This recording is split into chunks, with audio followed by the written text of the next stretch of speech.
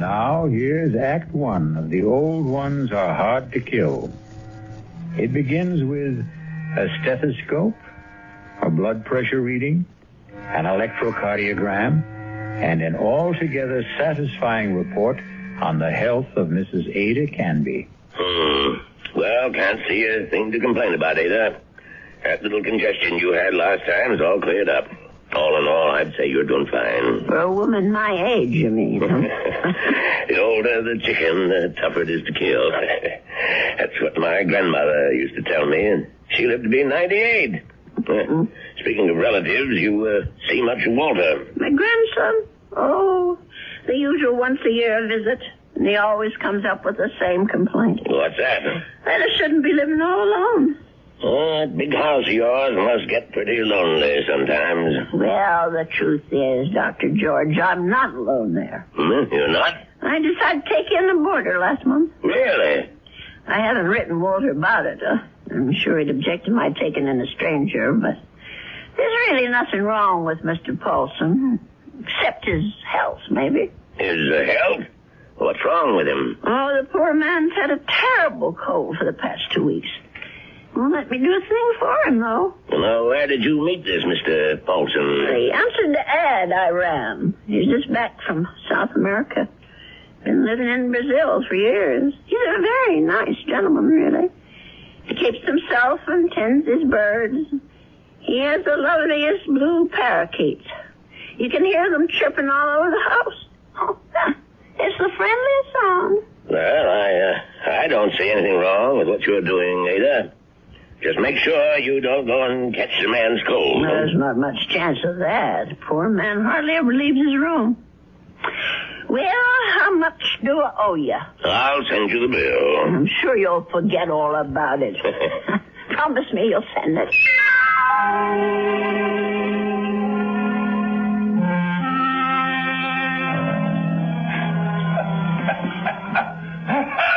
Oh, dear. Mr. Paulson? Are you all right? Yes, Mrs. Canby. I'm all right. That cough sounds worse than ever to me.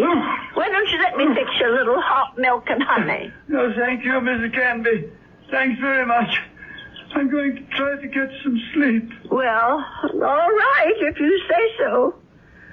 I guess it's time I was in bed myself.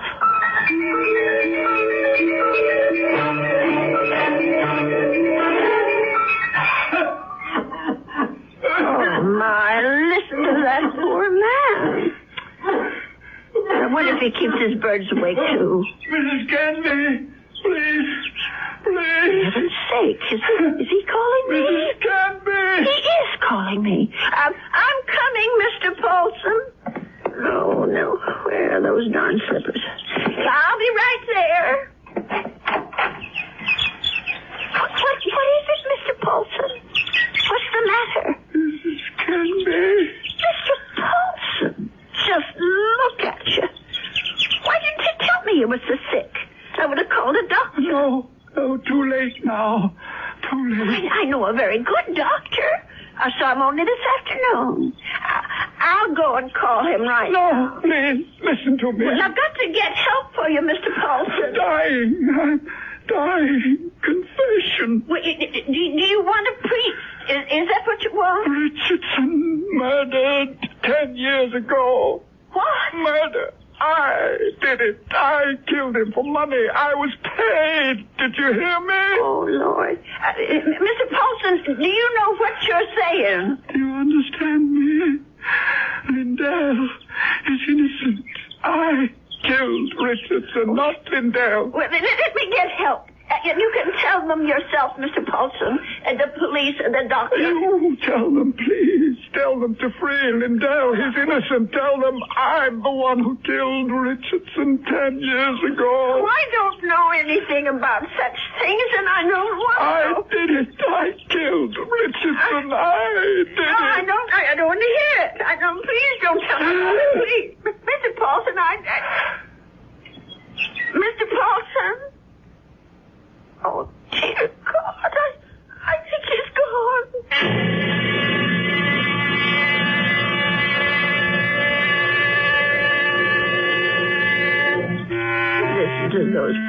birdies. I suppose they missed poor Mr. Paulson. I'll lay them in his room. Well, let's see about this letter now. Dear Walter, I hope you don't mind my turning to you for advice, but I really don't know what to do. It's been 3 days since my boarder, Mr. Paulson, passed away, and I still haven't told the police what the man said to me. I just can't bring myself to get mixed up in anything like this. Dear, what's the use of writing Walter? He'll probably think I've dreamed it all up. No, I'll just forget it. Only how do you forget such a thing? Those names, I keep hearing them. Richardson, Lindell. Lindell is innocent. Oh, dear God, what if it's all true? If Mr. Paulson actually murdered this Richardson, and Lindell is innocent? Only, well, who are they? I wonder if the telephone book, well, why not?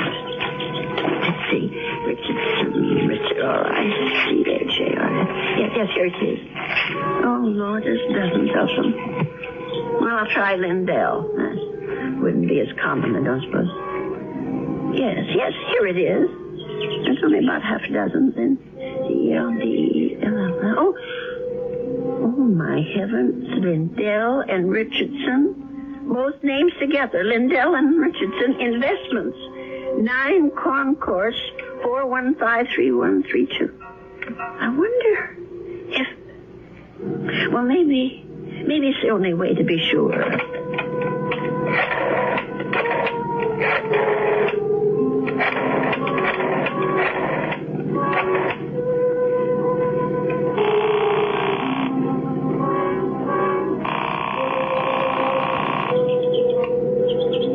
Oh, hello? May I speak to Mr. Lindell? He isn't?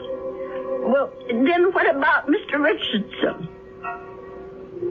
Oh, I see. Well, is there someone there I can speak to? Yes, please. Thank you. Hello. This is Mr. Chelton. May I be of service? Well, maybe you can. I want to know about your Mr. Richardson, about when he died. I think I did business with him once, a long time ago. Well, it's 10 years, madam, just about. But if you're interested in investment advice... Well, I'll think about it. Thank you very much. 10 years. Well, it could be a coincidence. I guess it all depends on how he died.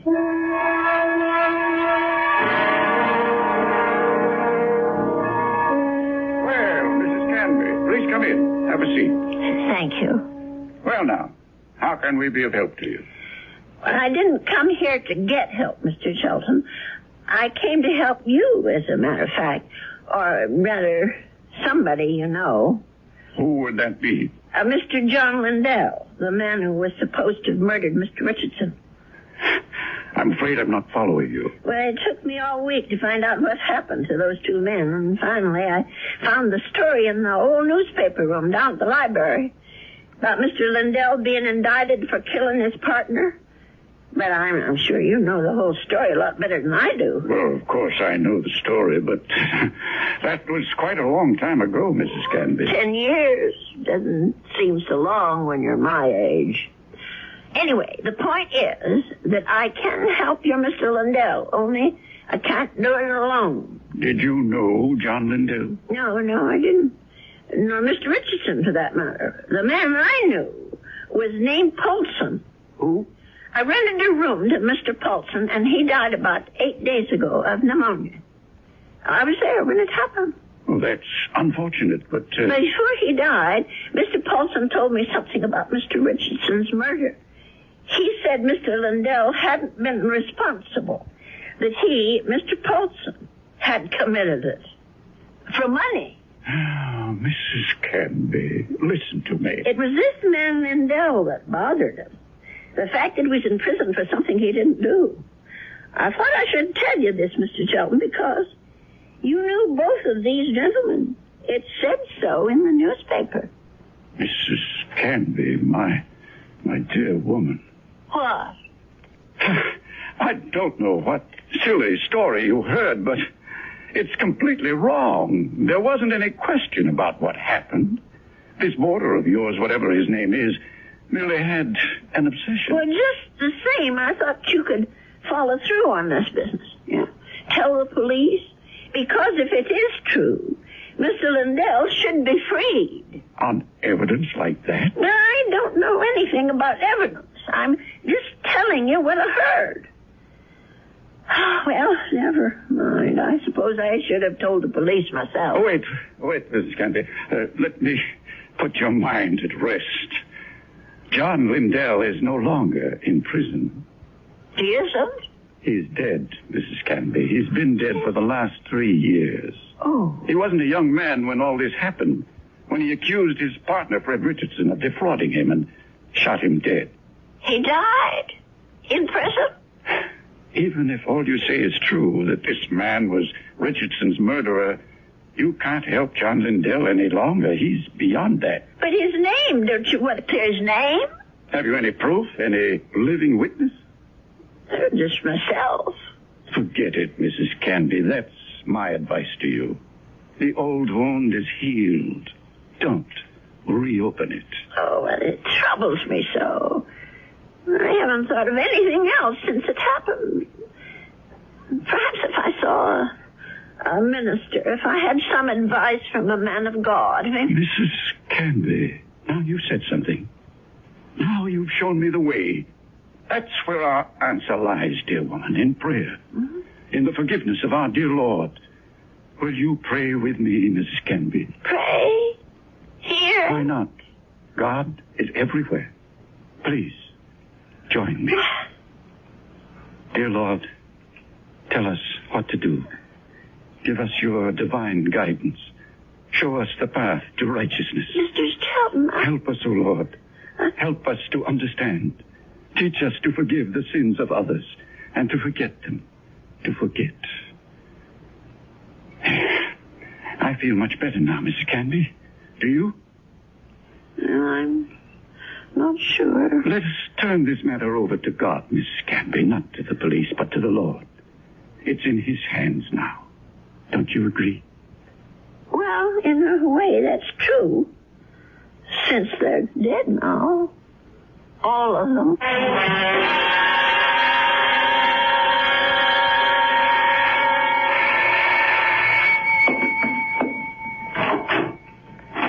Yes? Mrs. Canby? Yes. My name's Stuart Winfield, Mrs. Canby. I understand you have a room for rent? Yes, I do. Well, I'm new in town. I just arrived from Philadelphia. I've been staying at a hotel, but I'd like something homier. Well, the room I have is $35 a week. I can't offer you any meals, but you can use the kitchen all you want. Well, that sounds good to me. Would you like to see the room? Yes, ma'am, I sure would. Well, come on in then. Thank you. By the way, how did you know I had a room for rent? I was going to place an ad this weekend. Oh, I guess someone at the hotel mentioned it. I forget just who. Say, this is a real fine old house, Mrs. Canby. Mm-hmm. I can see that I'm going to like this place. Just fine.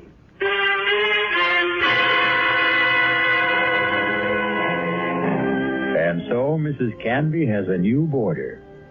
He's a very personable young man, with a great deal more charm than old Mr. Paulson had. Perhaps in a little while, Mrs. Canby will be able to forget her former boarder and the shocking confession he made on his deathbed. I'll be back shortly with Act 2.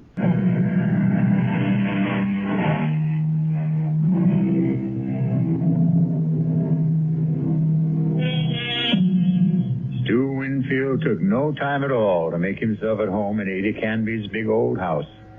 He loved everything about his room. The fine old four-poster bed, the crazy quilt that Ada herself had sewn up 40 years ago, the lace curtains on the window. He even loved Mr. Paulson's blue parakeets. But what he really seemed to like best was Mrs. Canby herself.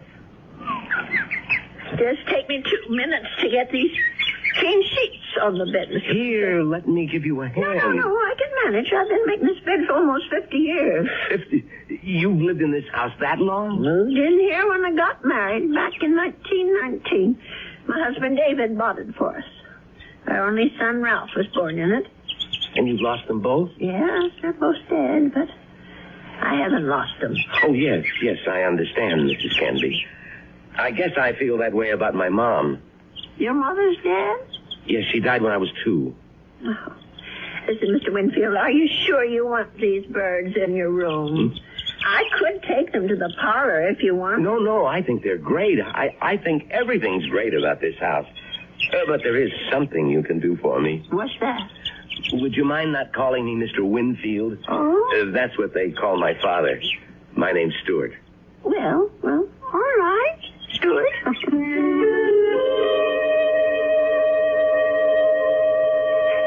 Dear Walter, I think it's about time I told you that I have a boarder in my house. Mr. Winfield is the nicest young man you could want to meet. He's a great deal friendlier than my first gentleman, Mr. Paulson, and he seems to like nothing better than to sit around evenings and talk. We talk about his home and his parents and his plans for the future. I think the poor boy misses his home and family, and I'm sort of a substitute for all that. You know, it isn't really fair, Mrs. Canby. You said I had kitchen privileges, but that doesn't mean you have to cook for me. Well, it's a pleasure, Stuart. I haven't had anyone to cook for in years. You're kidding. You mean to say you cook this good without practice? Oh, you're just being nice. I'm sure that stew is just plain ordinary. It's terrific, no kidding. It tastes like, well, it tastes like home, if you know what I mean. It depends on whose home you mean. Well, my mom cooks stews like this. That's what I meant. Your mom? Well, but she died when you were only 2. Oh, well, I guess I didn't mean my mom exactly. I was thinking of my Aunt Martha. I mean, she's the one who sort of took over the cooking and stuff after my mother died. And my father's sister, you know? I see. Well, that was lucky that you had someone to take her place. Yeah, that's right. Excuse me. My Stuart, Yeah. You're not coming down with anything, are you? No, I'm fine. Just a little case of the sniffles. Listen, if your room isn't warm enough, I have an extra blanket. No, the room's just fine. Don't worry about it. Oh, you be sure now. I know I felt a little guilty about poor Mr. Paulson when he got sick. Maybe I didn't take good enough care of him. Paulson? Mm-hmm. Was that your former boarder, the bird lover? Yes, that was his name, the poor man. Well, tell me about him. Well, I don't really know that much about him. He lived here less than 2 months. Well, what sort of a guy was he? Well, very quiet. He kept to himself. Did you say he was from South America? I don't remember if I did or not. Well, you must have said it. Yes, of course. He was American, but he'd been living in Brazil. I don't know why exactly. Although, come to think of it, maybe I do. What do you mean? Well, it just occurred to me that Brazil might be just the place for someone who came into a lot of money and wanted to leave the country. I don't understand. Oh, my. I really think you are getting a cold, Stuart. I'm getting that blanket out this minute. Now, wait, Mrs. Candy. I'd rather hear about... Never mind. I don't want to take any chances. I'll be right back. Yes, Mrs. Candy. Don't take any chances.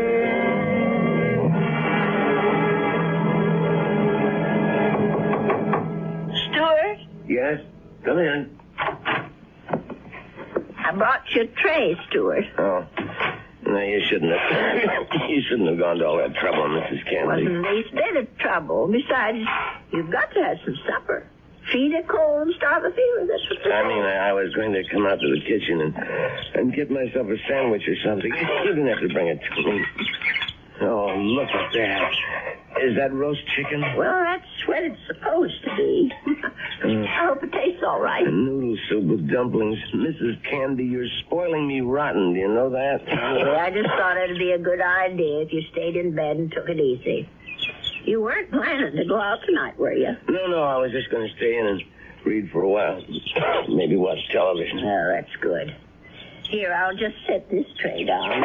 Oh, service here is just too good. Oh, we never finished our talk the other day about that boarder of yours, Mr. Paulson. Well, there's not much to say about him, really. Well, you said something about his living in South America. You said you thought you understood why he was living there. Sounded real interesting. Well, the truth is, Stuart, there is something to tell about Mr. Paulson. Maybe you can help me feel better about it all. About what? I'm not going to tell you if you don't eat. All right, Mrs. Canby, I'll eat. Well, it happened just about 3 weeks ago.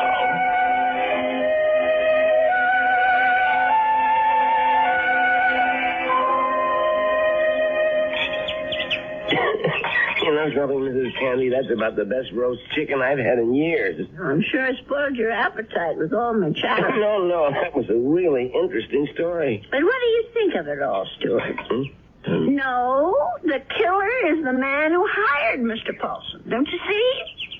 Is it right that he should get away with it? Now, wait a minute. You're jumping to conclusions. No, I'm not. Mr. Paulson told me that he was hired to do this thing. Well, maybe he was hired by Lindell. Maybe Lindell hired him, and then Paulson got cold feet, and Lindell did the shooting himself. No, I'm sure that isn't true. You see, I read the newspaper article all about it. Well, you really were thorough about this, weren't you, Mrs. Candy? You poor man. That cold's gone to your chest now, hasn't it? No, I'm all right. Stop worrying about me. Let's talk about this other problem of yours. Well, maybe I'm making it more of a problem than it should be. Maybe if I just told the police everything, I could forget it once and for all. No, I really couldn't advise that, Mrs. Candy. Well, it said in the newspaper story that the two men were partners in that investment firm. Mr. Lindell thought that his partner Richardson was cheating, taking money out of the firm, and that's why he's supposed to have shot him. Wasn't there a witness to the shooting? Why, yes, I think there was. Come to think of it, it was Mr. Shelton. That's right. Well, doesn't that wrap it up for you? Well, it would if it wasn't for Mr. Paulson. Listen, Mrs. Candy, you know how much I like you. Why, in just a few days, you're more like family to me than my Aunt Martha ever was. Well, it's nice of you to say, Stuart. And that's why I want you to listen to me about this. That's why I want you to forget about this whole foolish thing. And listen to you. You sound awful, Stuart. Just terrible. No, I'm all right. No, you're not all right. I'm going to get you some cough medicine right this minute.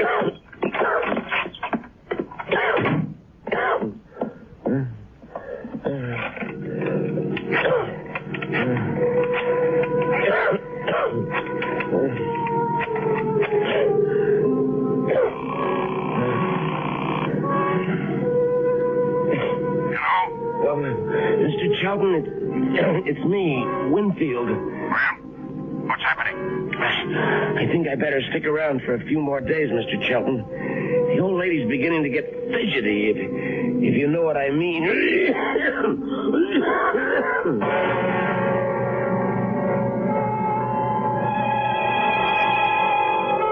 Well, something tells me that Stuart Winfield isn't such a nice young man after all. Could it be that he wasn't telling Mrs. Canby the truth about his dear mother and his Aunt Martha? Could he have not told her the truth about his plans for the future? Of course, the real issue is, what sort of plan does he have for Ada Canby's future? I'll be back shortly with Act 3.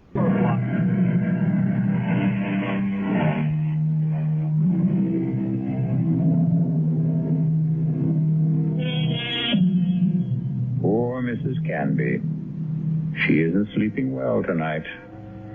But of course, Mrs. Canby has good reasons for insomnia. Her thoughts are whirling. Her boarder Stuart was right. She doesn't want the bother of going to the police. And she firmly believes in the old adage, if you don't trouble trouble, trouble won't trouble you.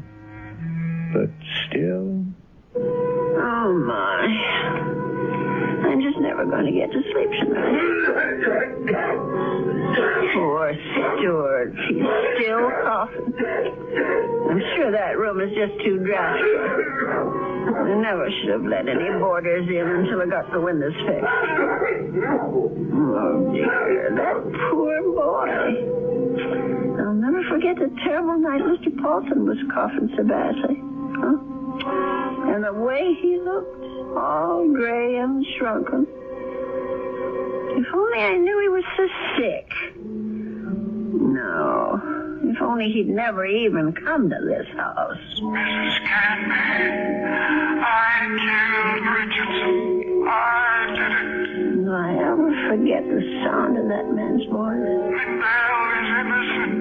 Lindell is innocent. That poor man. All the years he spent in jail for something he didn't do. Let sleeping dogs lie, Mrs. Canby. My Aunt Martha always said, let sleeping dogs lie. If only I could get some sleep. Let us turn this matter over to God, Mrs. Canby. Not to the police. Not to the police. Not to the police. What a strange man he is, Mr. Shelton. The way he talked about God, praying at his desk. Of course, God is everywhere, but his desk. I killed Richardson. I murdered him for money. I was paid. Paid. Someone had to pay him. Mr. Paulson wasn't the only guilty one. Someone else was, too. Forgive. Oh, dear Lord. Mr. Shelton. Shelton, what did that newspaper article say? The chief witness against Mr. Lindell was Arnold Shelton. But how could he be a witness to something that never happened? How could he be? I'll have to tell someone. I'll have to talk to someone. Yes, I'll tell Stuart about it. In the morning.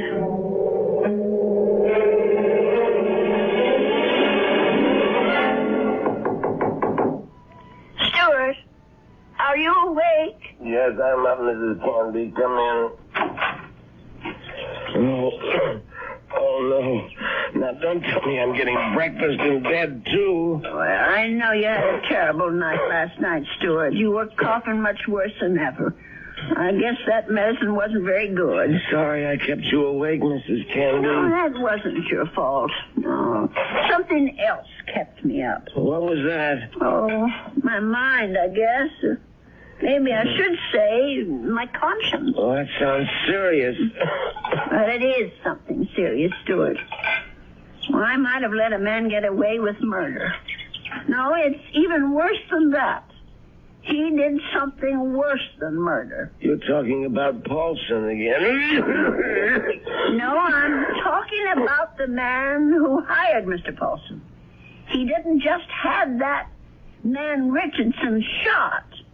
He let an innocent person go to jail and die there. Now, that's like committing 2 murders, if you ask me. I have to tell you something that occurred to me last night. Sure, go ahead. Well, it's about Mr. Shelton. Mr. Arnold Shelton. Yeah? Go on. I'm listening. Stuart, I wonder if maybe the reason Mr. Shelton was so upset with me, the reason he didn't want me to go to the police, was because he was afraid. Explain what you mean. Well, what I mean is maybe Mr. Shelton had good reason, besides the one he told me. He was working for both Mr. Richardson and Mr. Lindell at the time of the murder. Well, so what? Well, he was also the chief witness at the trial. A witness for the prosecution.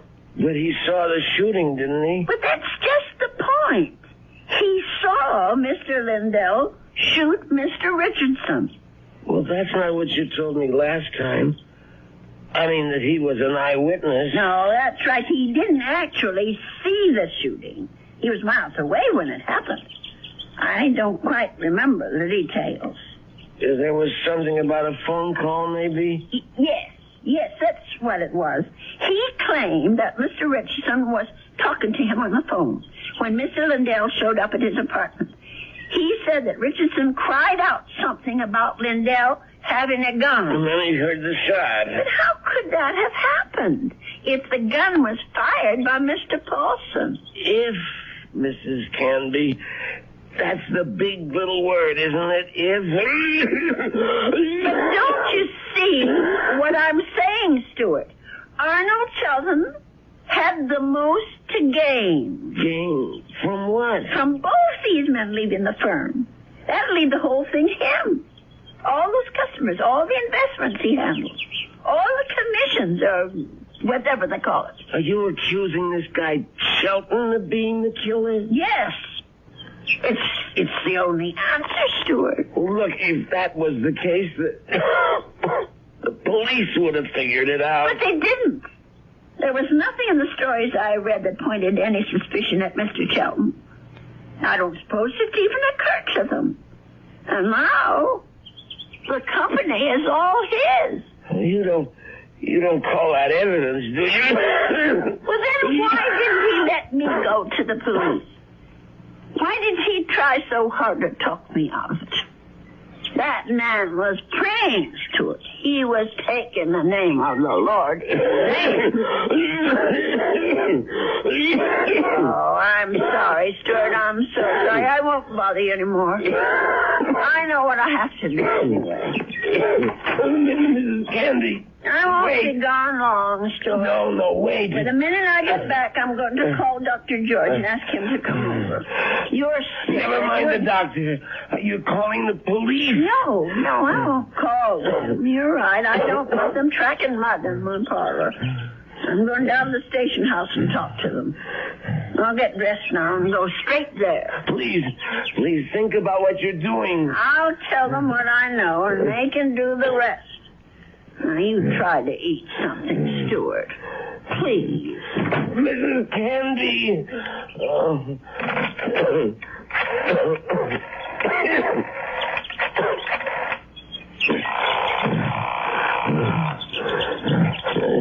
Sheldon?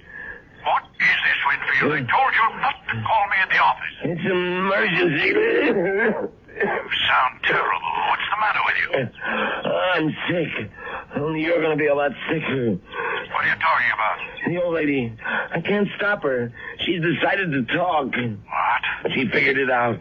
Figured out exactly what you did, Sheldon, and how you did it. You fool. You've got to stop her. Do you hear me? That wasn't part of the deal, Sheldon. It's all of the deal now. The price didn't include anything like that. The price just doubled. Old ladies are always having accidents. Make her have one. Make her have one now, Winfield. All right. She's gonna have a fall down the cellar steps. Right now. I gotta get my robe on and my slippers. I gotta hurry.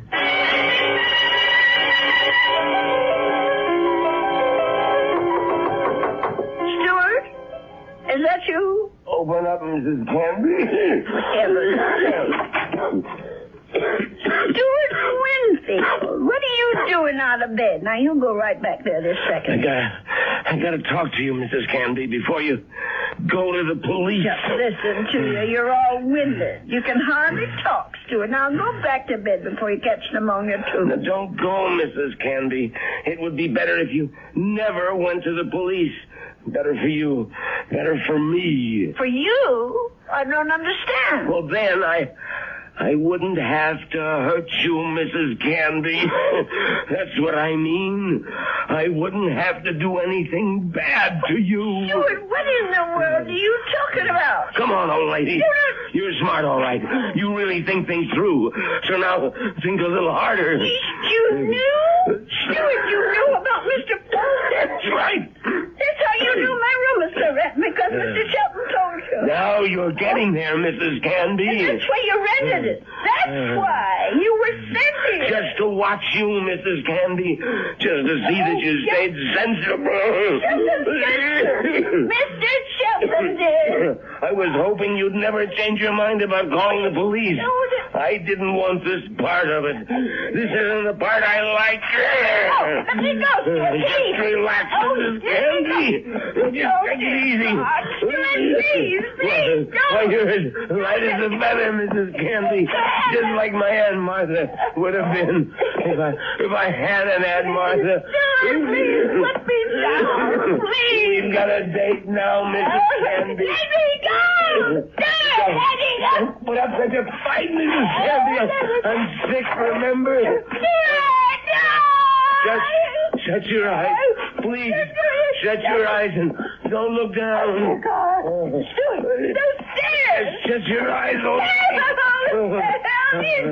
They'll all be over.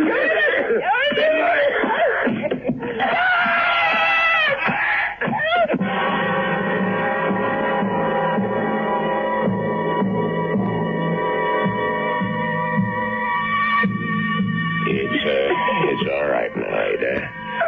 Just be glad that it wasn't you at the bottom of those stairs. Will he be all right, Dr. George? Now, what do you want to worry about that man for? Truth is, his injuries don't amount to very much. A couple of broken ribs seem to be the worst of it. But he'll be a patient for some time before they can put him in prison where he belongs. Him and his friend. What was that man's name again? You mean Mr. Chelton? Have they arrested him? Yeah. That's what the police detective said. I don't understand. Stewart's injuries aren't serious. It's not the fall that made Winfield so sick. His case was diagnosed as simple pneumonia at first. And then I remembered about your first boarder. Nelson, was it? No, Paulson. Yes, Paulson. But he had pneumonia, too. He died of it. Oh, is pneumonia contagious? Yes, it is, but this disease was even more contagious. It's a pneumonia caused by a disease called psittacosis, better known as parrot fever. You get it from sick birds, like the parakeets in your spare room. Oh, no. Mr. Paulson's bird. Sorry, Ada, but they had to be taken out and destroyed. Oh, what a shame. There's one reason I feel sorry for them. They saved your life. Made Mr. Winfield too weak even to throw a little old lady down a flight of steps. Those poor little creatures. Yeah, but you can be grateful they didn't make you sick, too. Parrot fever is so contagious that no more than one person in 1,000 could be exposed to it and escape infection. It was pretty darn close to a miracle, Ada. Yeah. They're hard to kill, Doctor. Remember? The old ones are hard to kill.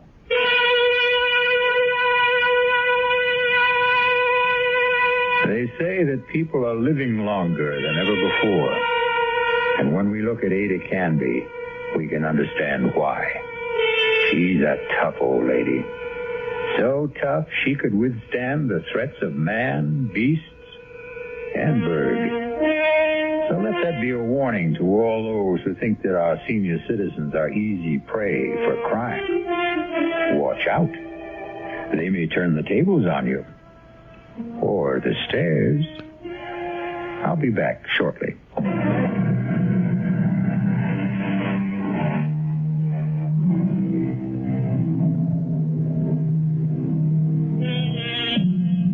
We have one final comment for you on behalf of Ada Canby and old people everywhere.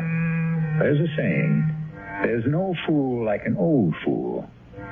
But it's also true that there's no wisdom and strength like old wisdom and strength. There. Does that make you feel better about your next birthday? Our cast included Agnes Moorehead, Leon Janney, and Roger DeCoven.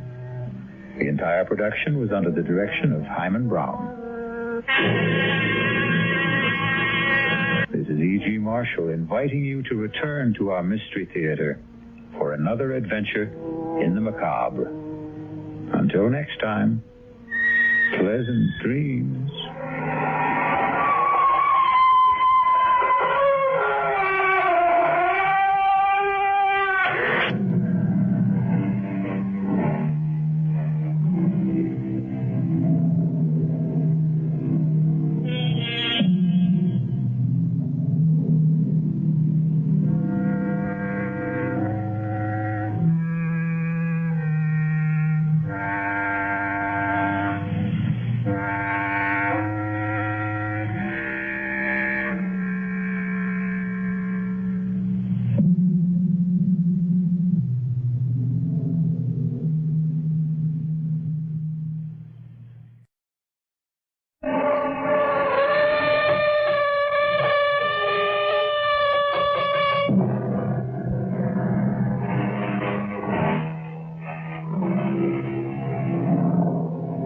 Come in.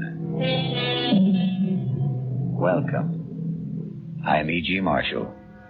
Welcome to the sound of suspense, the fear you can hear. For the next 52 minutes, we're going to take you into the world of mystery, into the world of terrifying imagination. The story you are going to hear concerns a question which has been asked since the first men on Earth were born and died. Is there a life after death? Is there a way to return from the grave? And if there is, can we come back in the body of a living creature? Even one that has claws instead of fingernails? Here is one chilling answer. Dr. Singh, you have to tell me. Could my wife have come back as a bird? A sparrow, something like that? Well, your wife was a rather big woman, Mr. Morrisby, in a physical sense. How about a snake? A seagull? How about a cat? A great, big, fat cat? A cat?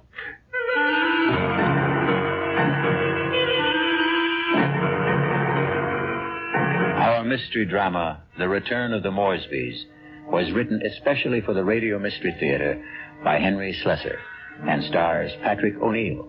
I'll be back shortly with Act One.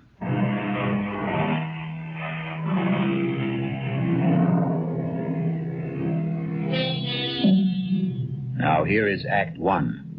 Like all murder stories, sooner or later, it reaches the office of a daily newspaper. You wanted to see me, Chief?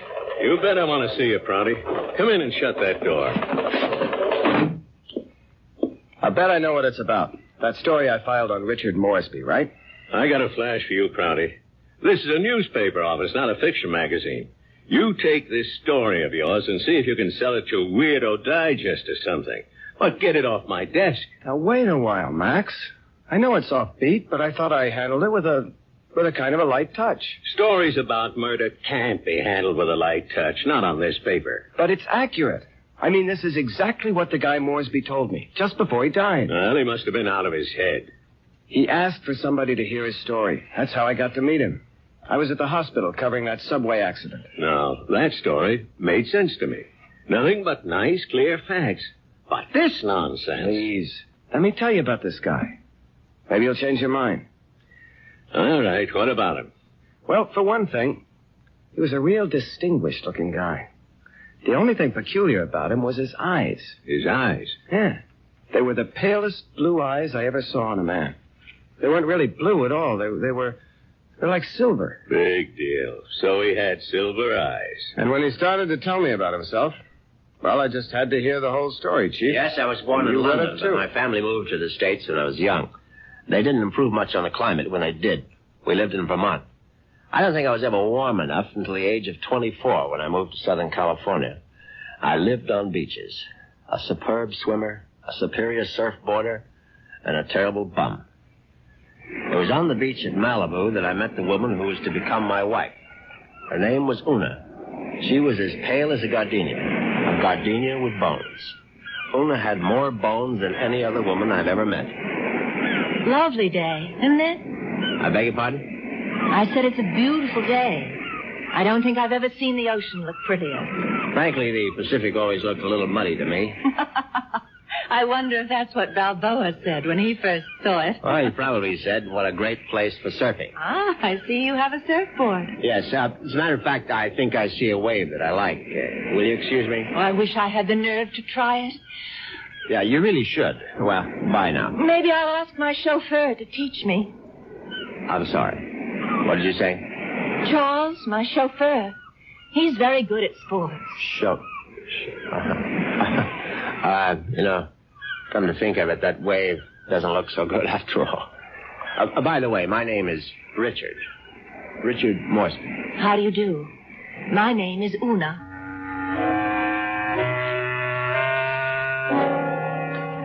Una Vandermeyer. That was her name. As soon as I realized that she was from the Vandermeyer family, she didn't seem half as bony as she did before. In fact, not only did I become accustomed to Una's appearance, I was even able to tolerate her inane conversation. Can't you just feel the mystery of the stars, Richard? Sometimes I feel their vibrations as if they're trying to communicate with me. Do you ever feel that? Well, sometimes, I suppose. I really think we must be one with the universe, don't you? I really believe there's just one great universal soul, and we're all part of it. Don't you think so, too? Yes, of course. Right on, as they say.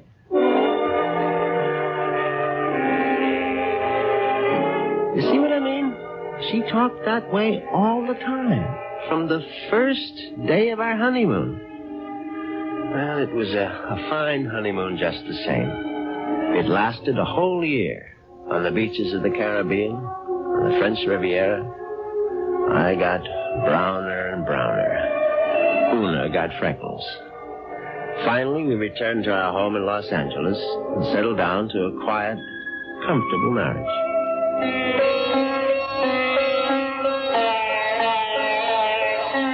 What on earth is that you're playing? It's sitar music, darling.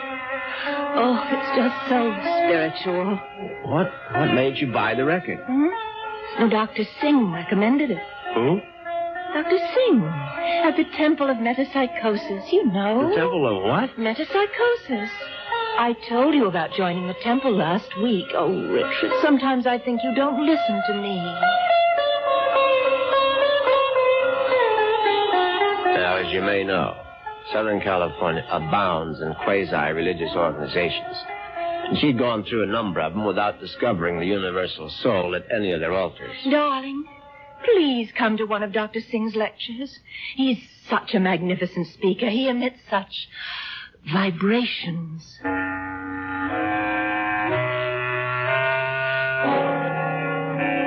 And I went. You see what an obliging husband I was? Actually, it turned out to be more interesting than I thought. The temple itself was unpretentious, and Dr. Singh was an impressive man. And when he spoke, I realized why his message had such appeal for Una, because he preached a doctrine that combined eternal life with a love of small animals. The soul is immortal. The soul cannot die. The soul, upon leaving the body, must make its passage elsewhere. There is a science called eschatology, which deals with the last four things: death, judgment, heaven, and hell.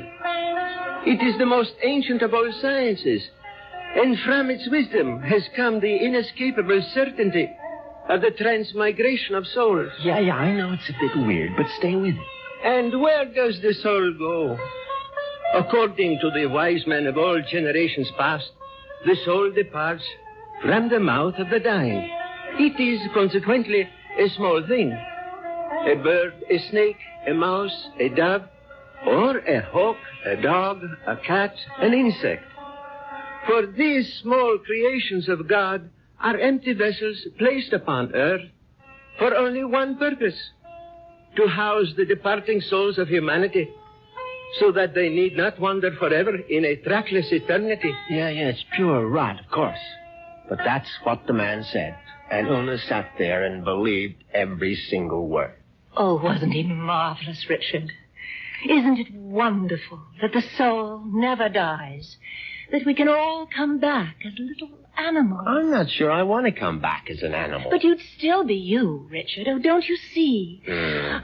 Well, by the way, what was that envelope you handed Dr. Singh after the meeting? The envelope? Oh, that was my donation, of course. Your donation to the temple? Yes, to support the work of Dr. Singh, to open other temples around the world. Well, how much money was in the envelope? Now, what does it matter, Richard? I'm just curious. $2,000. Una, you go to that temple once a week. Do you always give that kind of donation? Oh, it's all in a very good cause, Richard. Well, in an equally good cause, that of finding out exactly how much of my wife's money was supporting this nonsense, I sneaked a look at Una's checkbook. The answer astonished me. Not only had my wife put more than $30,000 into Dr. Singh's collection plate, she had also donated some $20,000 more to various institutions for the care and feeding of cats, dogs, and birds. It was so kind of you to honor us with a visit, Dr. Singh. I know how terribly busy you are. On the contrary, you were kind to invite me to your lovely home. Oh. Now tell me, Dr. Singh, what determines the kind of animal one becomes when the soul escapes after death? Mrs. Moresby, that is a question which has baffled wise men for countless generations. But isn't it possible to do, well, research? Yes, Mrs. Moresby. I don't doubt that we could find the answer to such great questions if only we had the proper resources. But, unfortunately, that would require money. A great deal more money than the movement has at present. Well, it seems to me you don't do badly.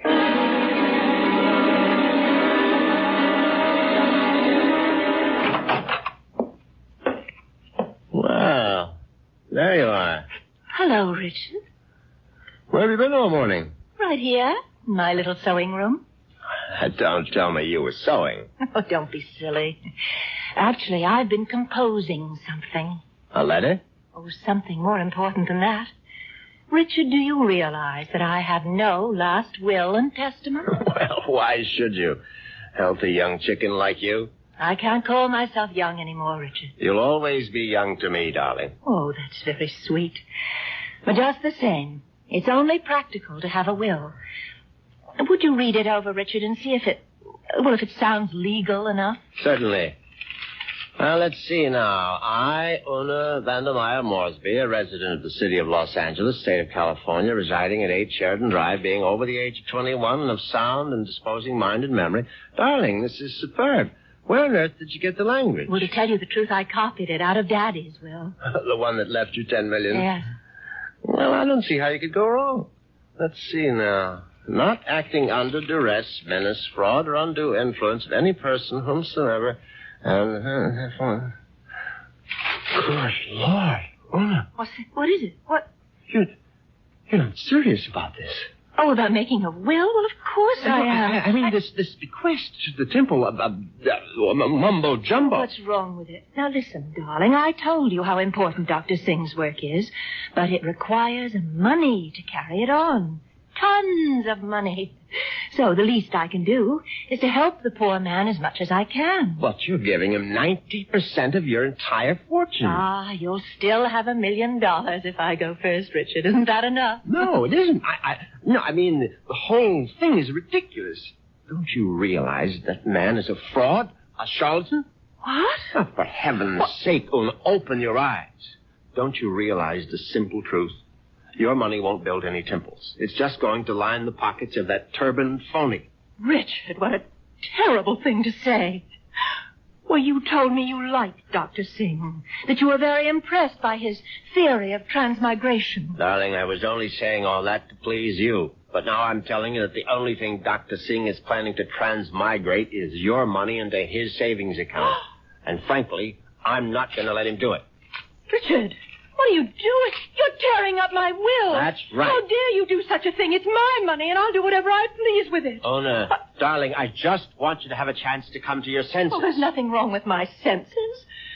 I can see very clearly what the real trouble is. If I didn't leave a will, all my money would go to you, wouldn't it? Well, naturally, I'm your husband. You don't have any other relatives. And that's why you're acting this way. It's just plain and simple greed. Una, listen to me. No, it's all right. It's all right. I'm glad you tore up that will, Richard, because I realize now that I was quite wrong. Do you? Yes. It's a mistake to leave only $9 million of my money to the temple.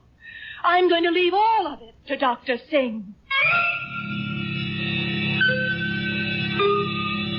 When Una actually drafted that incredible document and called our attorney for a Monday morning appointment, I realized that I had to do something very drastic before the weekend was over. I had to kill my poor, misguided wife. I had to make her one with the universe.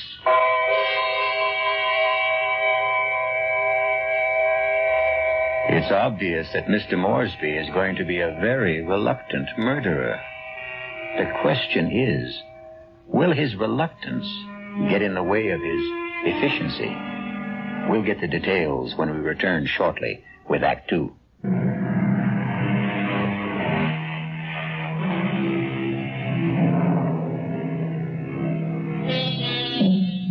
Now let's return to Richard Moresby. In order to find him, we'll have to search the highway, for Richard has taken his white Jaguar out for a spin. But there he is now. On Saturday morning, I took a little spin in my XKL and did some thinking on the open road.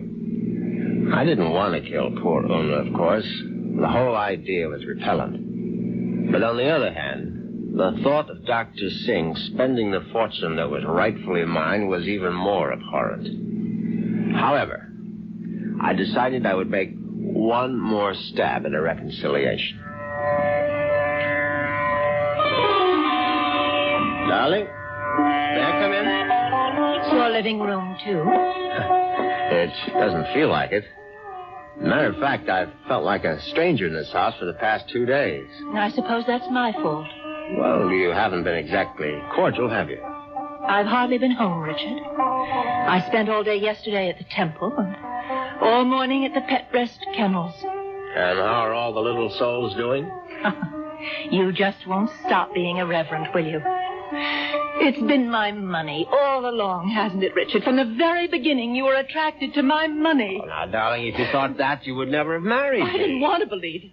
I don't want to believe it now. Well, now, how can I prove to you that you're mistaken? Richard, do you really want to prove it? Of course, I'll do anything you say. All right. Now, I know exactly what you can do. You can let me leave my money to Dr. Singh and the temple. The whole $10 million? Yes, because that's the only way I'll know that it's me you love.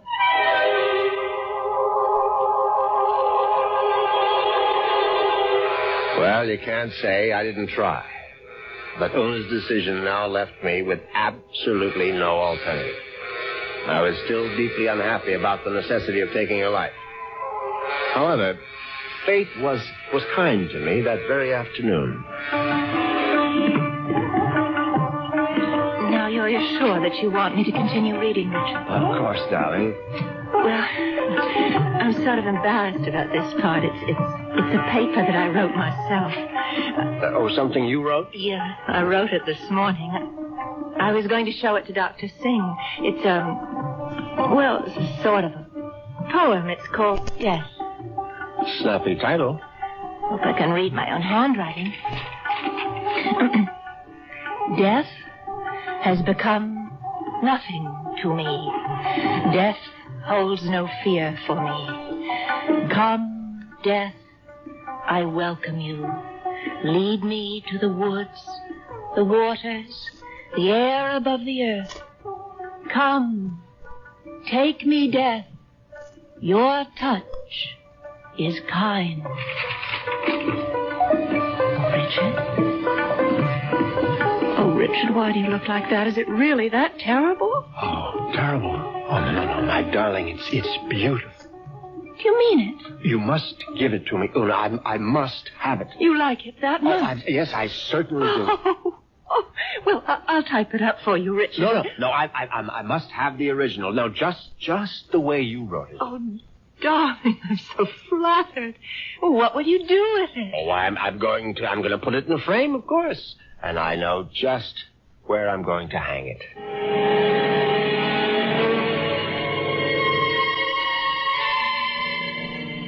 Yes, I could hardly believe my ears.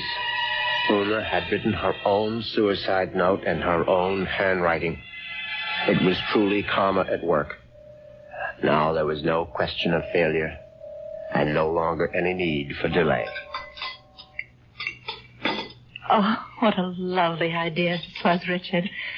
Candlelight dinner for two. Yes, I thought you'd enjoy it. It's so sweet of you to handle the whole menu with Cook. You spoil me shamefully.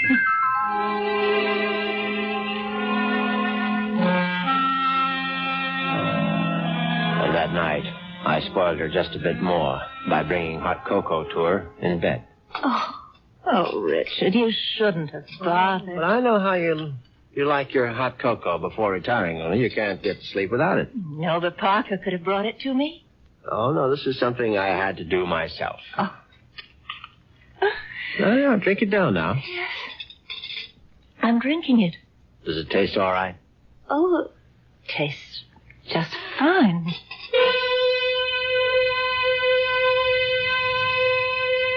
Now, that was very good news, because I'd prepared the hot cocoa myself, and I had no idea whether 25 melted sleeping pills would seriously affect the flavor. Finally, Una was all tucked in for the night. I went into my study, picked up the poem she had written for Dr. Singh, and brought it to the bedroom. I placed it carefully on the night table beside her. Then I bent over my sleeping darling to see if she was getting along all right. She was very, very quiet. And then a dreadful thing happened. Una opened her eyes. Richard. Oh, Richard. Hush, darling. Now go back to sleep. Richard, I'm sick. No, my love. No, you're only sleepy. Cocoa tasted so strange. I didn't want to upset you, Richard, but I'm sick. No, you'll feel much better in the morning, Una. I promise you. Tomorrow morning, you'll be one with the universe. Richard, that paper. What paper, darling? It's my poem. My poem for Dr. Singh. What's it doing there? I was just reading it over, darling, that's all. And that bottle, my sleeping pills. Oh, it's empty. The bottle is empty. Oh, Richard. What have you done? Nothing, darling, nothing. Now, just go to sleep. Cocoa. You put sleeping pills in it. All of them. Don't try to get up, Una, please. Now, don't. Trying to kill me. You're trying to murder. No, for heaven's sake, Una, now stop saying things like that. Do you want the servants to hear? Help somebody. Help. Now, come on, lie down. Lie down, Una, for heaven's sake. Come on, now, lie down. Lie down. There. That's better. You won't get away with it. You won't get away with it, Richard. I promise you. Anything you say, darling. I'll come back, Richard. You know I'll be back. Yes, of course. Just welcome death, Una. The way you wrote in your little poem. I'll be back. I swear it. Oh.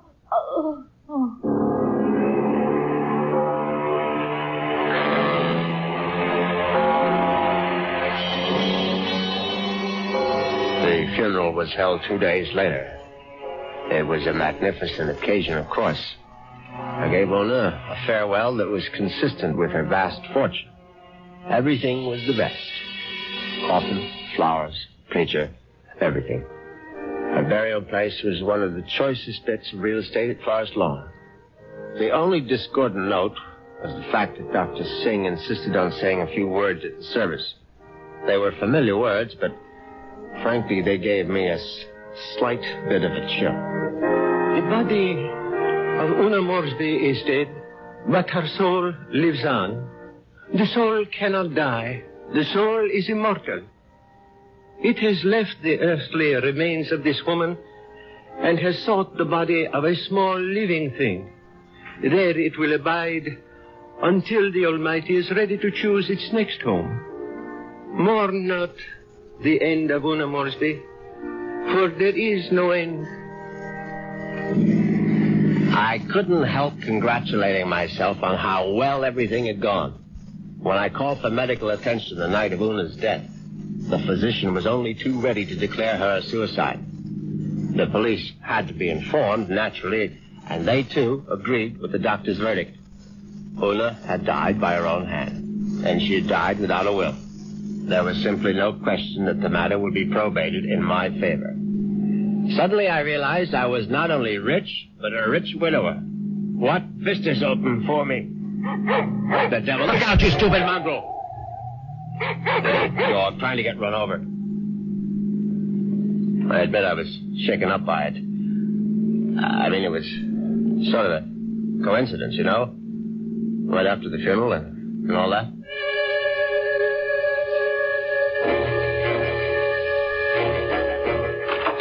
I was very glad to be home again, you can be sure. Excuse me, Mr. Moresby. Yes, Parker? Cook is worried about the raccoon, sir. The what? There's been a raccoon at the kitchen door all morning, and Cook is badly alarmed, I'm afraid. I've tried to scare it away, but it keeps returning. A raccoon, for heaven's sake? Why don't you just shoot it and make a coat out of it? I was wondering if you wished me to call the game warden, sir. Please, Parker, do whatever you please about it. I'm going to take a nap. Yes, sir. Very good, sir.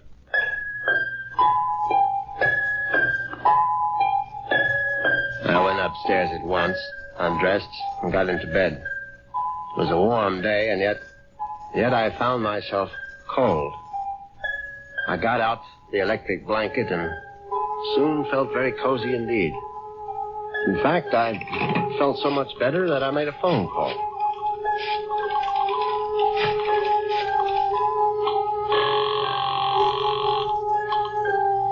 Hello. May I speak to Rachel? Thank you very much. Hello, Rachel? Yeah, who's this? Rachel, you probably don't even know my name, but it's Moresby, Richard Moresby. Who? You met me at the club numerous times. I'm the rather distinguished-looking gentleman who sits at the table on the far right corner. Oh, yeah, well, that's not my station. Yeah, I know it isn't, and I've always regretted it. Frankly, I would have enjoyed my lunches at the club even more if you had served them. Listen, I'm pretty busy right now. Well, what I wanted to find out was if you're busy this evening. Oh, what'd you have in mind? Oh, a little, quiet dinner, perhaps? Is that all you had in mind? Why don't we just wait and see? I can pick you up outside the club whenever you're free. Yeah, I hardly know it's you. I mean, I'm still not sure which gentleman you are. I'll be sitting in an XKL Jaguar. Do you think you'll recognize it? A Jag? I get off at 6:30. See you then.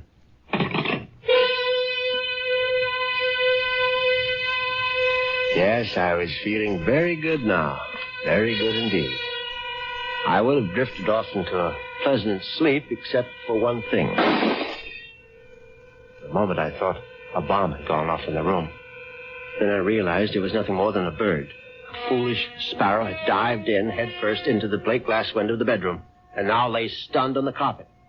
I looked at the thing's fluttering little heart, and suddenly I was struck by a terrifying palpitation of my own. The dog, the raccoon, the bird. Good Lord. Could one of them have been Una?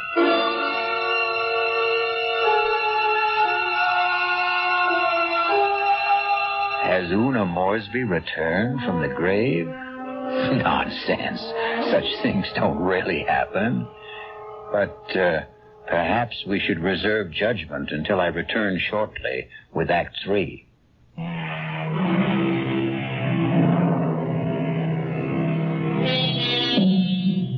Now let's see if common sense has returned to our hero. He's doing a sensible thing right now. He's taking a good, refreshing shower.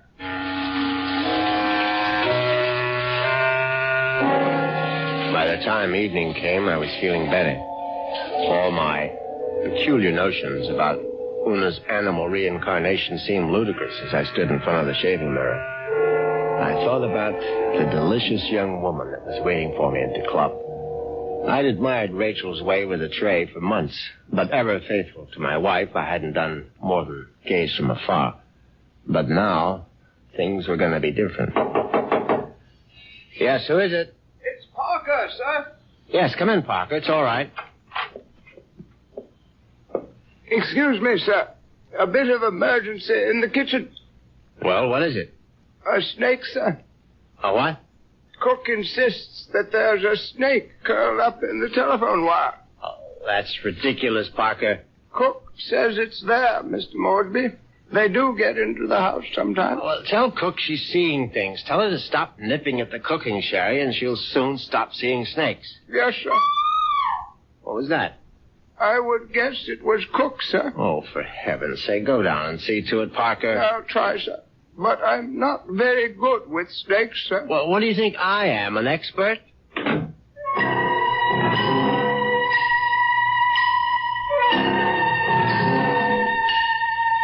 But that wasn't the end of it. 10 minutes later, Parker was back upstairs saying that the snake had left the kitchen and run into the living room. No, I suppose snakes don't run, they slither. It slithered into the living room and was now embracing still another telephone wire, obviously mistaking it for a long-lost love. But then, another unsettling thought came into my mind. What if the snake... No, that was ridiculous. Hello? Hi. Is this Mr. Mosby? Yes, who's this? Rachel, from the club. Oh, yes, Rachel, what is it? Listen, could you make it 6 instead of 6:30? I'll try to sneak out a little early. Yes, fine, I'll be there as soon as I can. In the Jaguar, right? Yes, in the Jaguar. Listen, the reason I want to leave earlier is because my husband always picks me up at 6:30. What was that? So I asked one of the girls I work with to tell him I got another job someplace. He won't care. He likes me to earn extra money. Yes, I see. So, just to make the story look good, I guess you'll have to lend me a few dollars after our date. Yes, of course. And listen, I really do remember you, sugar. You're the handsome one with a cute bald head. See you soon.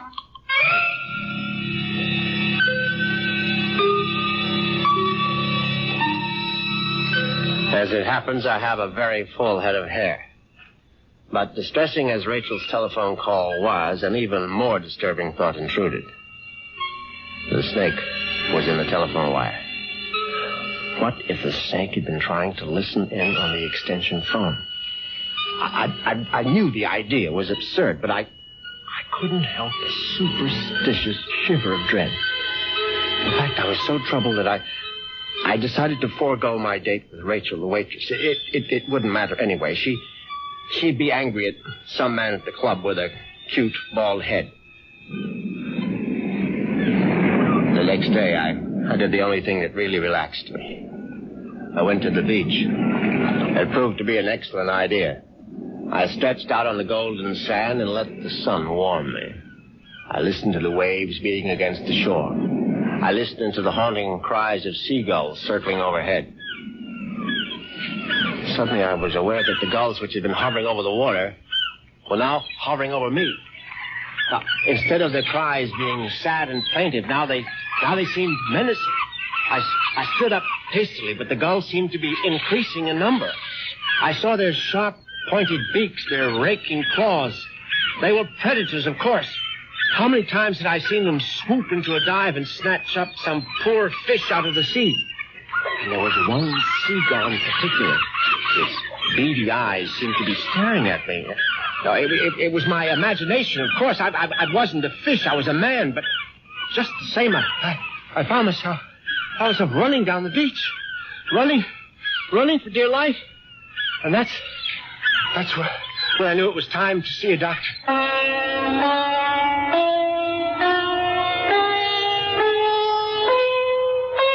Yes, Mr. Moresby.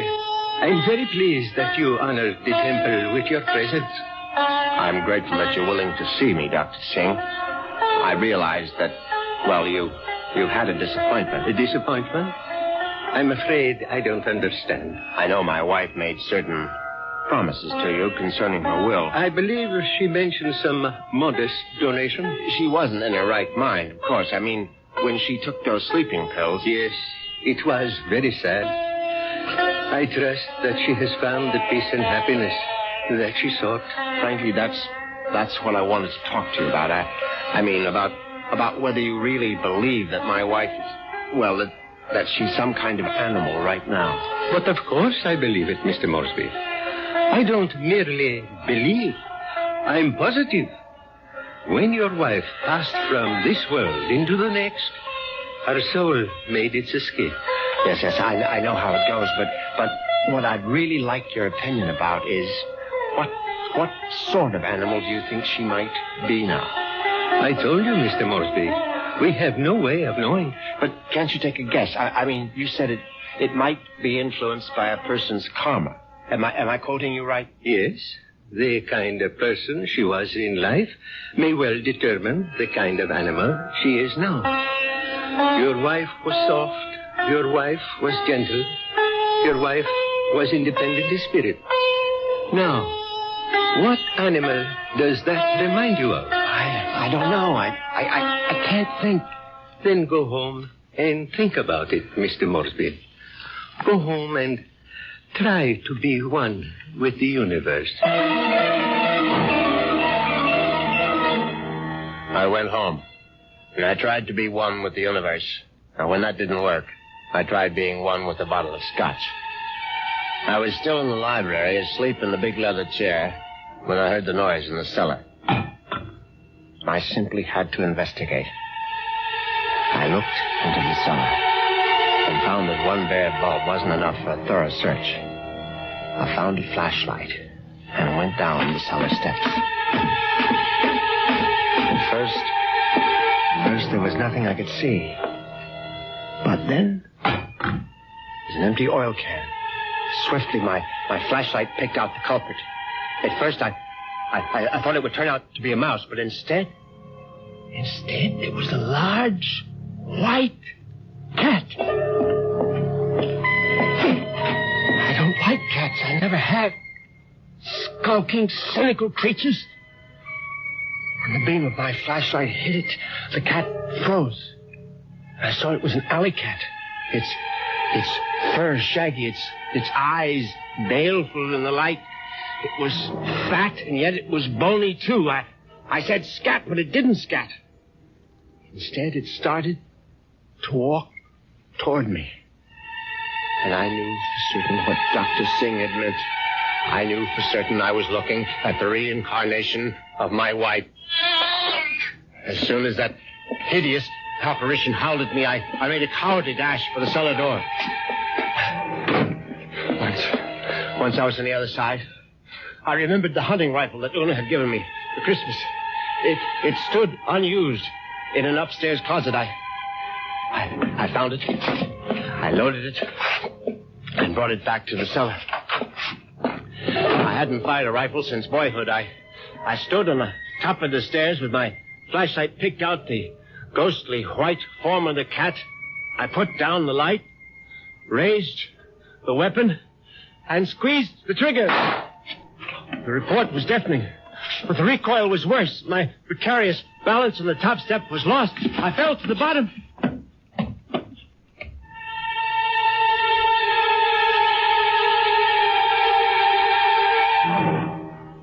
I tried to get up again, but the pain in my right leg was agonizing. I found out later that it was broken. But the cat was still alive. And it was regarding me at eye level now. Its fur matted with plaster dust. Its eyes filled with hatred. I tried to crawl toward my fallen rifle. Just as I saw the creature advancing toward me, I screamed, "Una!" My hand was on the rifle now, grasping it Too quickly in my panic, my fingers touched the trigger. The rifle went off again.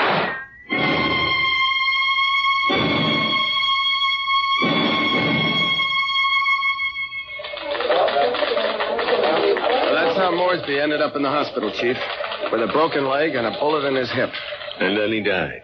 But I think he was telling the truth. You could see it in his eyes. His silver eyes, right? Yeah, his silver eyes. And you really believe that the guy's wife came back as a cat to get her revenge? What does it matter? It's still a good story. Sorry, Prouty, I can't okay it. Well, what if I got more details? What if I talked to this Dr. Singh? If I went to the Moresby cellar and found that cat? And what would you do then? Ask her if she's Mrs. Moresby? I still think it's worth a try, Chief. I'll tell you what, Prouty.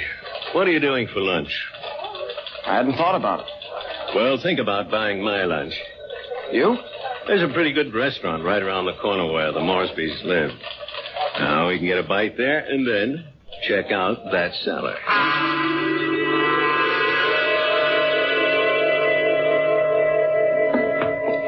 So, this is where it happened, huh? Moresby fell from these steps when he fired that rifle. Hey, you can still see the plaster dust where the bullet hit. Yeah, I see it. But I don't see any white cat. It might be hiding someplace. Or it might be a figment of his imagination. Maybe so. Hold it. Did you hear something? No. Listen. There it is. Look. It's a cat, all right. And it looks like it just found its supper. Oh, that mouse is still alive. Yeah, but not for long. Look at it squirm. He's eating it. Yep. And there goes your mouse.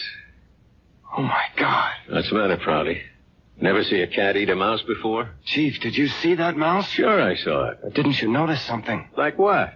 Its eyes. Chief, did you ever see a mouse with eyes like that? They were so pale blue, they were almost silver.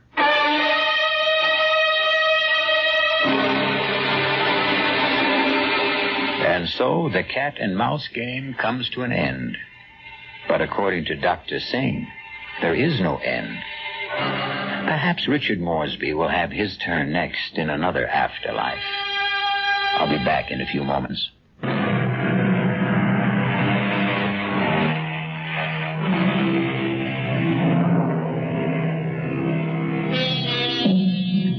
Do you believe in reincarnation? Do you believe the dead return? We have to believe it, because here we are, the reincarnation of radio drama. We hope you'll keep us alive by listening again to the Radio Mystery Theater. Our cast included Patrick O'Neill, Marion Seldes, Nick Pryor, and Dan Ocko. The entire production was under the direction of Hyman Brown. The Bullet was written especially for the CBS Radio Mystery Theater by Sam Dan and stars Larry Haynes. I shall be back shortly with Act One.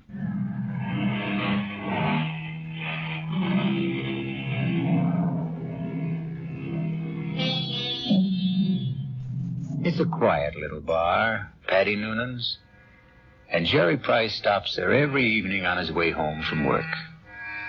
He's not looking for anything special in the way of atmosphere, adventure, companionship, and he has no intention of getting drunk. Just a couple of beers, perhaps, to bridge a busy day, to ease the fatigue, the strain on his nerves. In the comfortable half-light of Paddy Noonan's, the world outside becomes vague, distant, especially when Old Man O'Rourke is holding forth. And he lay there, his head against the barricades, and the blood from him falling soft upon the pavements. I looked in his face, and I could see his death was upon him. "'Tis a bitter thing," I said, "to die at 17. And for a moment his darkening eyes held mine. And with his last strength he said, "'Tis a sweet thing to die for Ireland." Sweet indeed, Mr. O'Rourke. Any calls for one in the house? I thank you, Paddy Noonan. I see, Jerry Price. Excuse me. Good evening, Jerry. Hi. I didn't notice you come in. Well, when old man O'Rourke's in form, you don't see anybody, Patty. The old man there, he carries his war. I know I carry mine. You ever think of yours, Jerry? No, never. Never? No. The day I came home from Vietnam, I put away the uniform. I also put away everything that went with it. The army, the war, like a snake sheds his skin. Now, the past is gone, Patty. It's dead, so you forget it. You go on to other things. Hey, what's everybody drinking? This round's on me. Set 'em up, Patty. Mr. Edward Clark himself. And what's the occasion? Hey, I got a little announcement. Guess what the old lady tells me this morning? Number 10 is on its way. Oh, that event around must be on the house, Mr. Clark. Just a quick one, Patty. Hey, I got the truck outside. What are you hoping for this time, Ed, boy or girl? Let's see. What do I got now? 4 boys and 5... No, I got 5 boys and 4... who can keep them straight? All I know is I'm always tripping over somebody. 10 kids in 12 years. Well, you can't tell me it isn't exciting to hear there's going to be a new baby. Oh, yeah. I know it's going to be a kid who'll wet its pants and keep me up half the night. It's another mouth I got to feed. Yeah, well, guys, I got to ride. I'll see you tomorrow.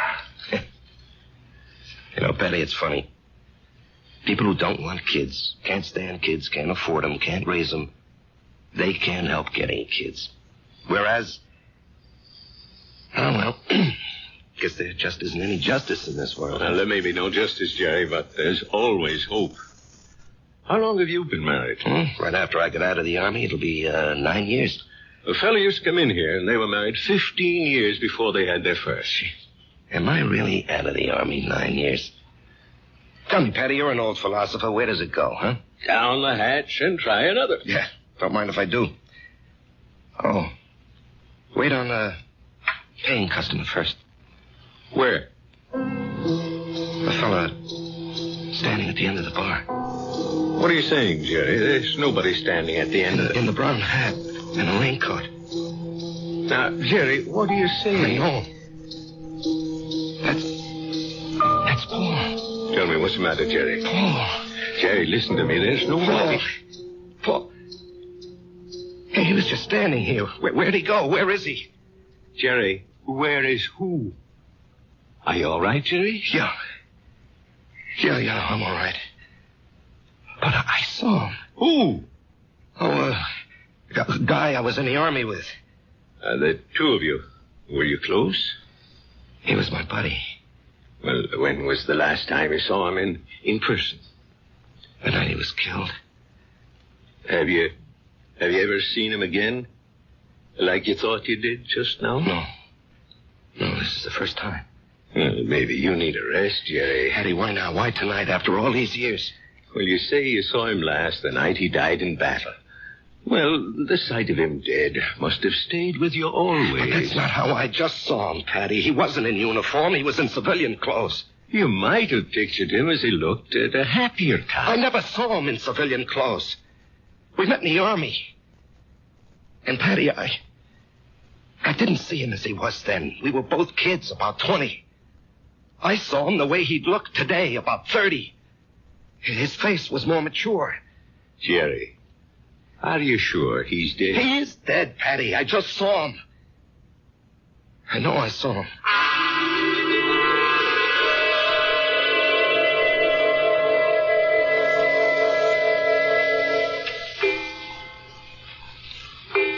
Jerry, it's after midnight. Oh, I'm not finished, honey. I got to clean up these reports, Marge.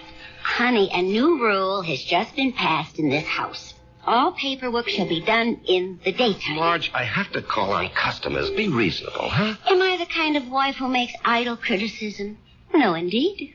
Constructive suggestions, that's my motto. Northeast Distributors can solve all your paperwork problems by hiring a girl. Honey, I'm lucky to have the job. No, Jerry. You're not lucky. They're lucky. Well, everybody knows you're a terrific salesman. Well, you could get another job tomorrow. More money, less headache. Honey, I couldn't walk out on Joe Keller. Why not? Well, I'll never forget what that man did for me. I came home from the army, a kid with no experience. I needed a job. He took a chance with me. Now he needs me. Oh. Well, I'm just worried about you, Jerry. You look so tired all the time. No, I'm in great shape. Will you go see Doc Steiner? I did, today. Oh, well, it's about time. You needed a checkup. Well, I didn't just go for the checkup, honey. I went for the other thing. Jerry. Well, he said some people, men, well, they're okay in every way, but it just doesn't work out for them. Jerry, it's all right. No, honey. It's all my fault. Honey. It's just unlikely there can ever be any kids. He said unlikely. What he meant was impossible. We've got each other. Yeah. If only you didn't want a child so badly. Now we'll definitely think about adopting. Okay? Yeah, okay. Sometimes that works out even better. Come on, honey. Let me see you smile. Marge, I don't know what I'd do without you. Oh, that makes us even. I don't know what I'd do without you. Come on, get to bed. Yeah, I'll just have a cigarette, huh? Honey, why'd you turn on the music? To make sure you don't try to sneak in some work. I know you can't concentrate with the music going. I'll just be a couple of minutes, honey.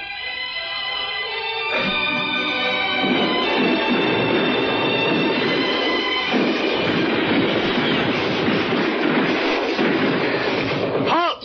Let's hear that password. Paul, is that you? Jerry. Hey, climb down the hole, make yourself at home. Man, I'm so beat I can't even remember the password. That's all right. I don't even know what it is. Got a cigarette? What'd they want back at the CP, Jerry? Patrol. You going? Yep. But you went out yesterday. Well, maybe I better write to my congressman, huh? I don't have any more cigarettes. Here, finish this one. Paul, I don't know if I can go out again. We're being relieved tomorrow. We were promised a rest. I just don't know if I can go out again. But you ain't going out, Jerry. Didn't you hear? I'm going. Oh, no. I'll say you and I made a trade. No, Paul, I can't let some other guy but do... I'm not some other guy. I'm your buddy. What's the matter, Jerry? You never did it for me.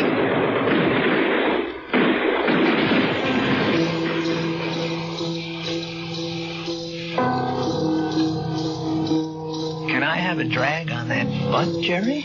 Paul, you're alive. I'm alive, Jerry.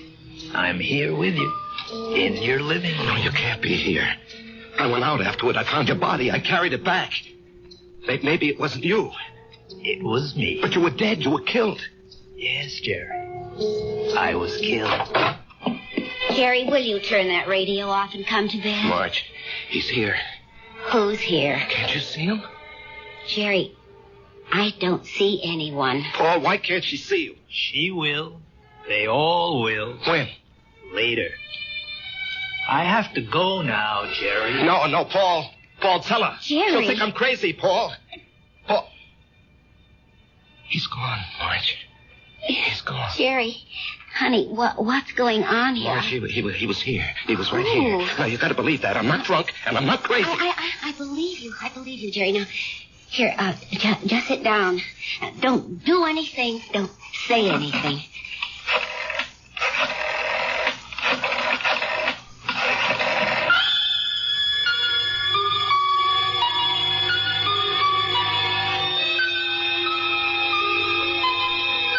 And we know who she's calling.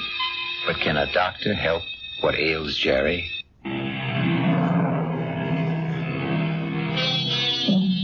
And now, Act 2 of The Bullet. Let us trace the path of the bullet. We have a worried Marge, a concerned Dr. Steiner, and a distracted Jerry. Tell me about this man, Paul, you called him Jerry. I said we were buddies, Doctor. That tells it all. Jerry, please don't be so hostile. Dr. Steiner's only trying to help. You were buddies. You came back alive and he didn't. Yeah. There's an extensive medical literature on the subject. Oh, I'm sure there is. Jerry. I'm not being hostile, Marge. I know I saw him. Of course you saw him. Well, finally. But that doesn't mean he was there. You see, Jerry, the death of a wartime comrade remains an eternal reproach. All who survive are sentenced forever to feelings of guilt. No.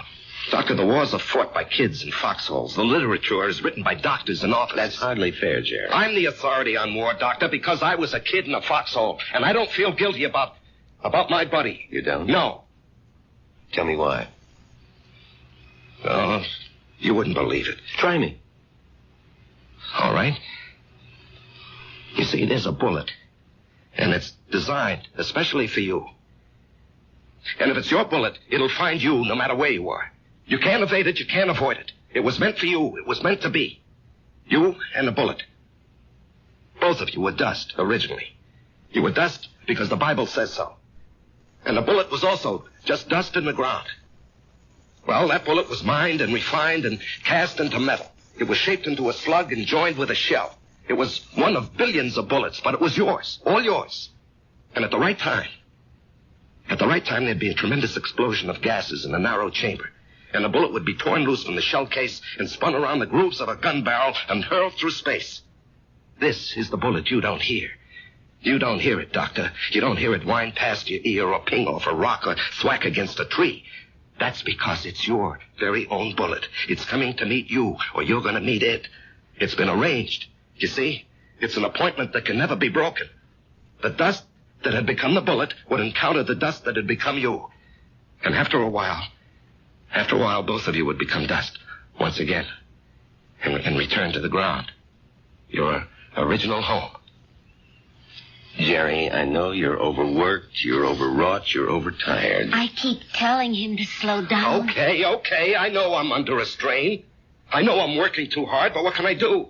Jerry, try to understand. Right now, you're having what is popularly known as a nervous breakdown. This alleged visitor from another world.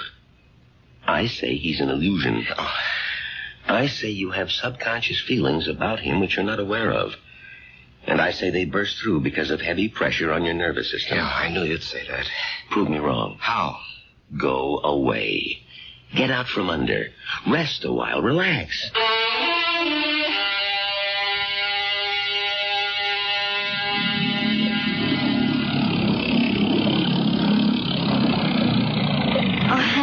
This looks like a good spot. You want to stop here and try for some fish? Well, Marge, I think I'd like to go back and play 9 holes this afternoon. Great. I need more practice with my irons. Honey, you know, you've been getting a lot of sun. Maybe you better take it easy for a few hours, huh? And besides, you have an appointment with, what's that name? Biscayne Appliances. See, Jerry, I wasn't sleeping when you called that number this morning. Now, Marge, I've been good all month. I was just getting restless, that's all.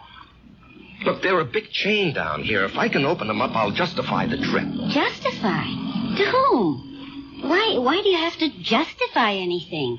Isn't your health important enough? Honey, Joe Keller was very nice about it. Joe Keller had no choice. Marge.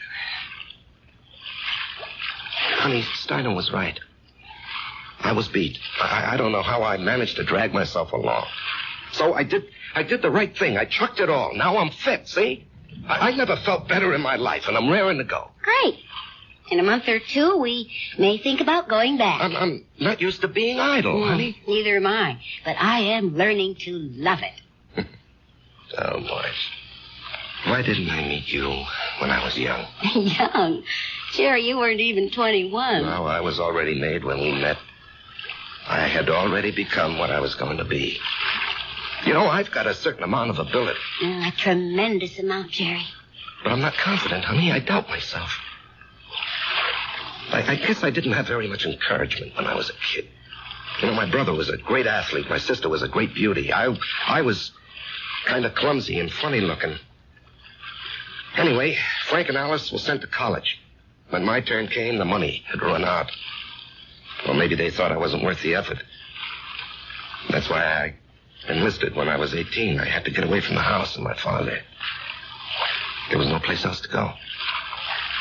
You never told me this, honey. I decided if I ever had a kid, I'd never make jokes at his expense or tear him down in any way. I know how these things cut inside where it doesn't show. I would do everything to build him up and give him confidence. I will never have any real confidence, Marge. Oh, yes, you will. No, baby. You won't get it from a pep talk. I think we can go back home now, Marge. All right, on one condition. You'll just have to slow down. I promise.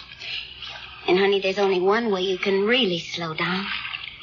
And that's to get a partnership from Joe Keller. Now, Marge. Don't you deserve it? Of course I do. Well, we're going to adopt a child.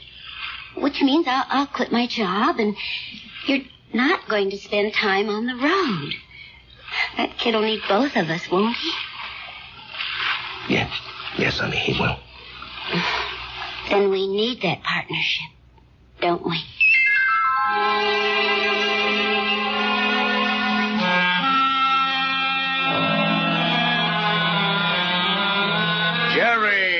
Jerry, baby. You look like $1 million. Less 2% for cash, of course. Yeah, Joe. Now, hold it. Ramona, no calls. I'm in a meeting. I can't be disturbed. Well, anyhow, Joe, hello. I want you to take it easy for a while, you hear? Yeah, I'm ready for action, Joe. Oh, you think you're ready. Now, listen. I know you had a lot of expenses. I want you to take this little check. It's only $500. I'm strapped for cash this way. I had to pop for a whole new computer setup. But anyway, I decided to increase your bonus to 5%. That'll amount to a pretty sweet raise, huh? Now, Joe. Don't thank me, kid. You're entitled to it. We gotta make sure you don't get sick again. Joe, I have to talk with you. Well, sure, kid. What about? Well, it's, personal and important. Well, let me buy you lunch.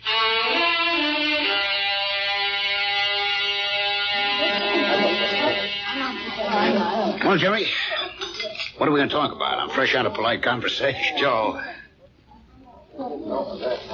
I want a partnership.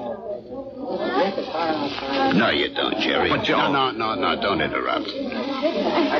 You don't want one. You'd like one.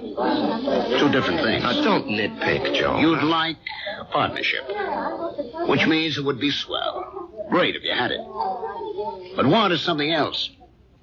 It means lack. It means need. I know you'd like to own a business, but you're not cut out to be an owner. Why? Because an owner is an officer. And in your heart, you'll always be an enlisted man. Tell me, could you ever fire a guy because you could get someone else cheaper? If an old customer, a good friend, was getting slow paying bills, could you cut him off? Thousands of guys like you go bankrupt every year. You're nice, sweet, big-hearted. But you don't have the guts business needs. Well, I'd like to remind you of the volume I sell. I know it to the penny, Jerry, and you're well paid for it. Well, I'm worth more now. You are. You got a sweet raise this morning. Joe, don't think I'm not grateful. You gave me my first break. But I think I can do better elsewhere. Where? Anywhere. Consolidated, Freeman and Singer. Should I go down the list? Oh, they'd love to have you, Jerry. What'll they pay? They handle the nationally advertised brands. What do you be there, glorified order taker? They don't need your full selling ability, so they don't have to pay you full price for it.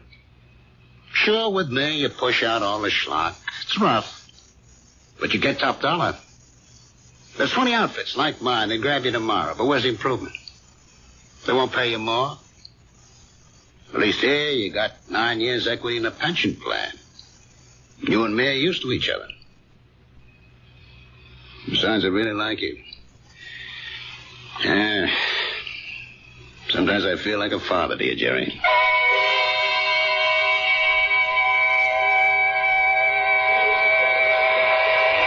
It was a fiasco, Patty, a fiasco.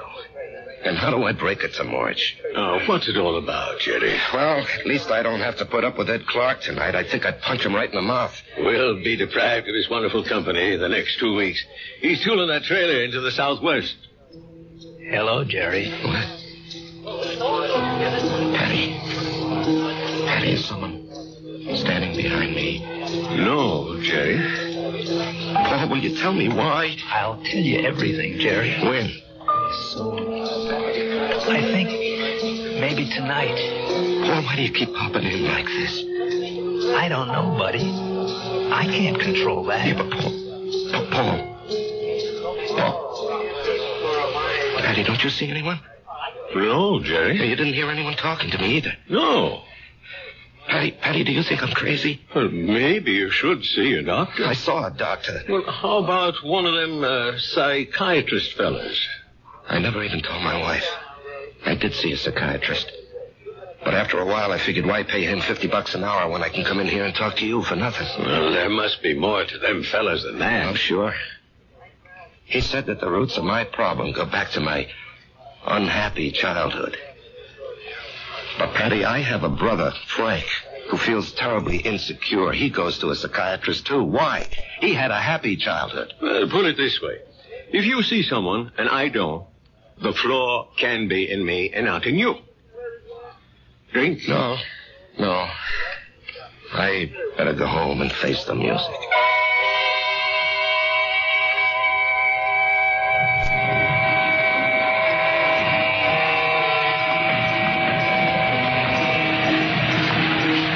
Jerry? Let's go someplace and talk. Where? Let's go to the parking lot. Sit in your car. It's cold. That won't bother you, will it? Not yet. Turn the heater on for yourself. When will everyone else be able to see you, Paul? In 2 weeks. Oh, that's great. No, it ain't. Why not? Because you'll be dead.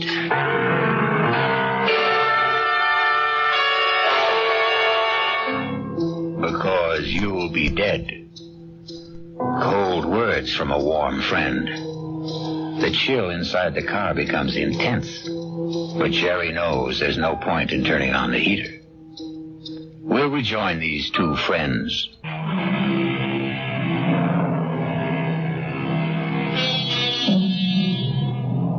And now we return to the final act of The Bullet and a reunion of two war buddies who haven't seen each other in almost 9 years. Jerry Price, who is alive, and Paul Gardner, who is dead. The heater in this car doesn't do much good. You're shivering. Why am I going to be dead, Paul? Remember the night I went out on the patrol? Yeah, I'll remember that night as long as I live. I completed my job. I was headed back. And then I felt something smash against my head. And I knew I just met the bullet. You know, the bullet we used to talk about? I bet you don't remember. No, I remember. I felt it slam into me. And then I didn't know anything anymore. Yeah, well, when the guys told me, I went out to get you, Paul. Yeah, I might have known you would. 1 minute, I was moving through a rice paddy. And the next minute, I'm sitting in an office. And I knew a lot of time had gone by. Don't ask me how. I knew, that's all. A man was talking to me. What kind of man?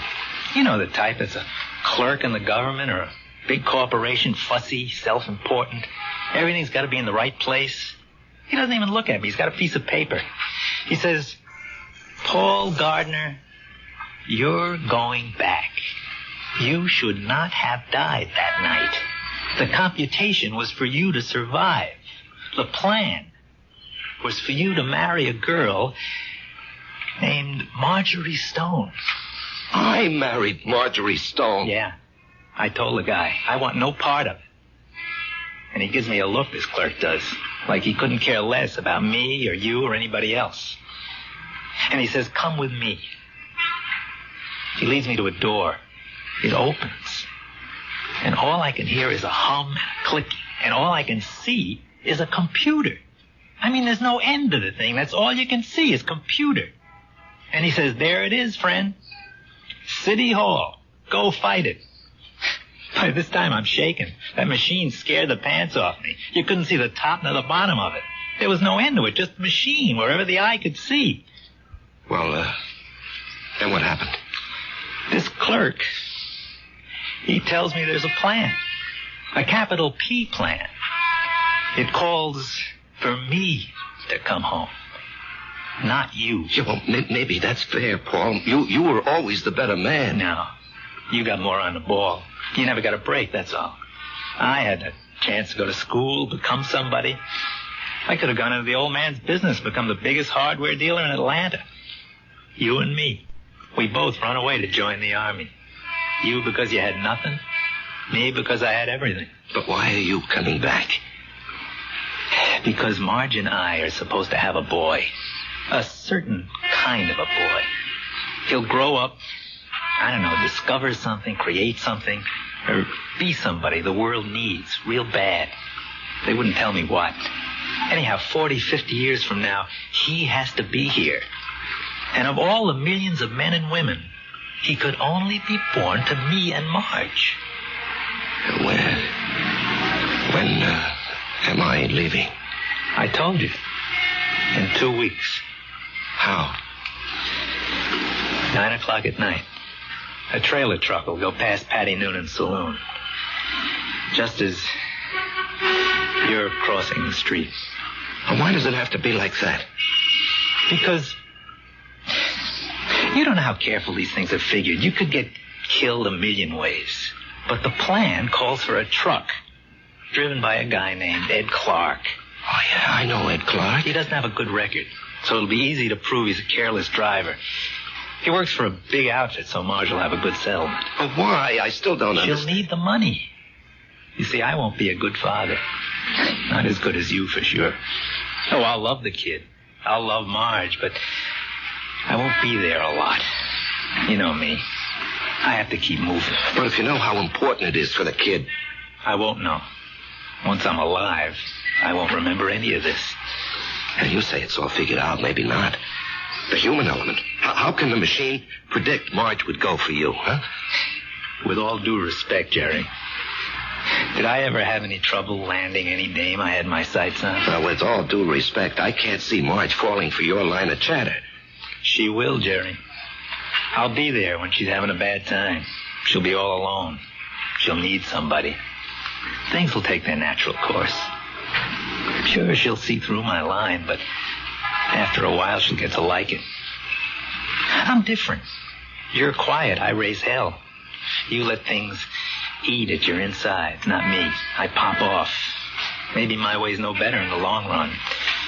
And she's married to you, and she loves you. But deep in her heart, she loves my way better. She'll fall in love with me. Jerry, you have to believe I don't want to do this, but it was your bullet, not mine.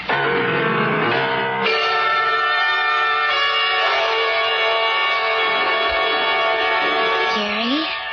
What are you thinking about? Oh, a guy downstate wants to cancel a carload of refrigerators, so I'm figuring an approach. Didn't we agree we'll work at home? Yeah, well, honey, this is just thinking. Did you talk to Joe Keller about the partnership? Yeah. And? He said no. Did you give him notice? He gave me a raise. Oh.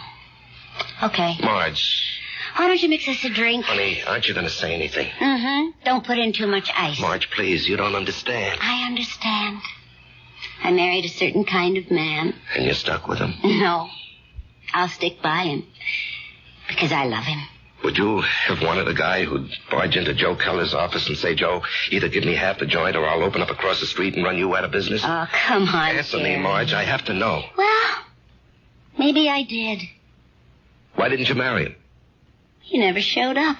So you settled for me? That's what's known as falling in love. Come on, honey, take me to the movies. No, I don't want to take you to the movies. Let's go downtown and see a play. But that's a lot of money. Are you going to worry about money? Now, and look, this weekend, would you like to fly out to, say, Snow Valley and ski? Yeah, or how about Las Vegas, huh?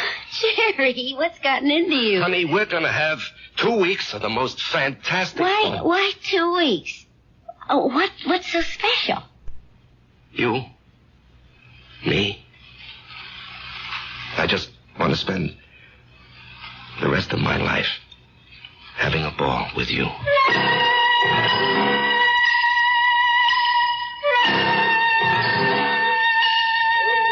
Well, hello, stranger. Haven't seen you. Why, it must be weeks. Where have you been? Oh, giving Marge a good time. Well, I must say, it's done wonders for you. You look so calm. Do I? Do you ever see the little guy who wasn't there? No. Well, that's good. Let's drink to it. Jerry, if I'm not being forward, what did he want from you? You wouldn't believe it, Patty. Do you believe it? Well, I just dropped in to say hello, Patty, and goodbye. Jerry. Yup. Something's the matter with you. Well, I understand Ed Clark is due back here tonight. I don't want to run into him. I just don't want to talk to him. Well, if that's how you feel, I'll buy him from the joint. Now, Jerry, something's wrong with you. No, nothing, Patty. Now, look, I'm an old soldier, Jerry. I can tell. No, it's really nothing. Really, is it? No, Jerry, you got a look on your face. What kind of look? I've seen it before in the war. I've seen it on men who go out on the impossible mission. The look of men who know they're not coming back. The resigned look.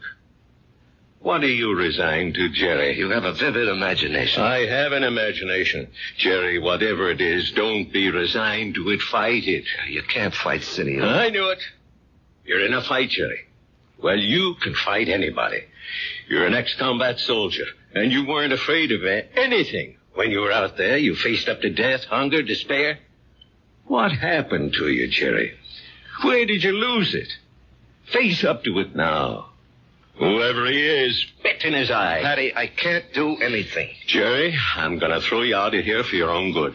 Now leave town. Go far away for a while. Fight it, Jerry, fight it. Patty, wherever I go. Listen to old Patty, just take off. Don't you see there's a plan? Who cares? Put up a fight. Why are you so upset, Patty, huh? I don't know. But listen to me. Fight now. Now get out of here.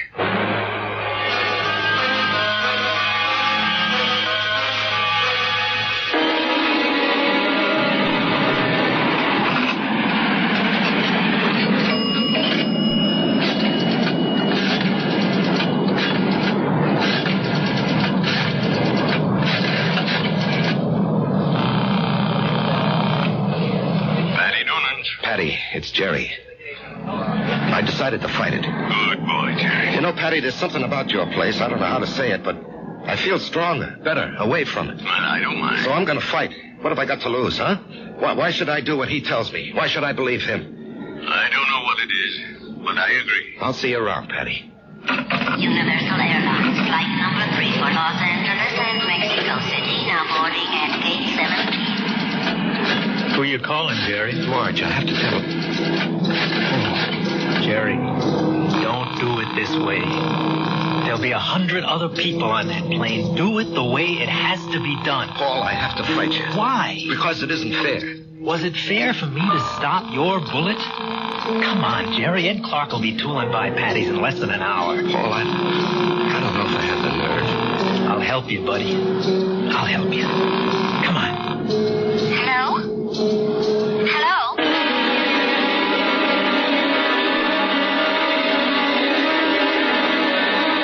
What is it, Mr. Noonan? I called you, and I hope it wasn't out of turn, Mrs. Price. It's about Jerry. What about Jerry? He's sitting back there in a booth. Now, wait. Don't go to him yet. He's in trouble. Why, it can't be. We've had such a glorious 2 weeks. He's in trouble. Well, what kind of trouble? I don't know. We have to help him somehow. Is it that Buddy? I think so. Well, the time has come to lay that nonsense to rest once and for all, and I'm going to... That won't work. Agree with him. Show him anything he wants is okay with you. Don't fight him. Or we can give him his love. Hi, honey. Hi.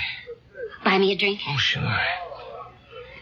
You know, I never knew you had those little gold highlights in your hair. Oh, I'm using a different bottle this week. I love you.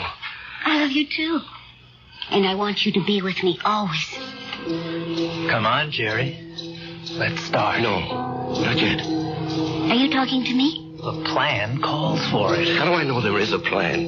Ask anybody. Ask Marge. Jerry, what are you talking about? Marge, do you believe there's a plan that determines the actions of everybody in the whole world? No. You sure? I'm sure. Well, then how do you think things work out? Well, every which way.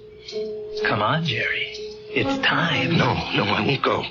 Where won't you go? Then, Marge, as far as you're concerned, there isn't any plan. Oh, well, Well, what do you think, Jerry? No, that's not important. What do you think? Well, yes. Yes, there is a plan. I can prove it. You can? Yes, but you started me thinking there has to be a plan. Otherwise, you and I, we just never would have met. Remember that day? Yeah. You were taking cash at Ryman's drugstore. That's the only reason I walked in there. Well, I'd already given notice. I was going to leave. And then you walked in and asked Doc if you could open a charge. Then and there, I decided to stay. And where? Where were you going? Oh, away. Pull up stakes. Why?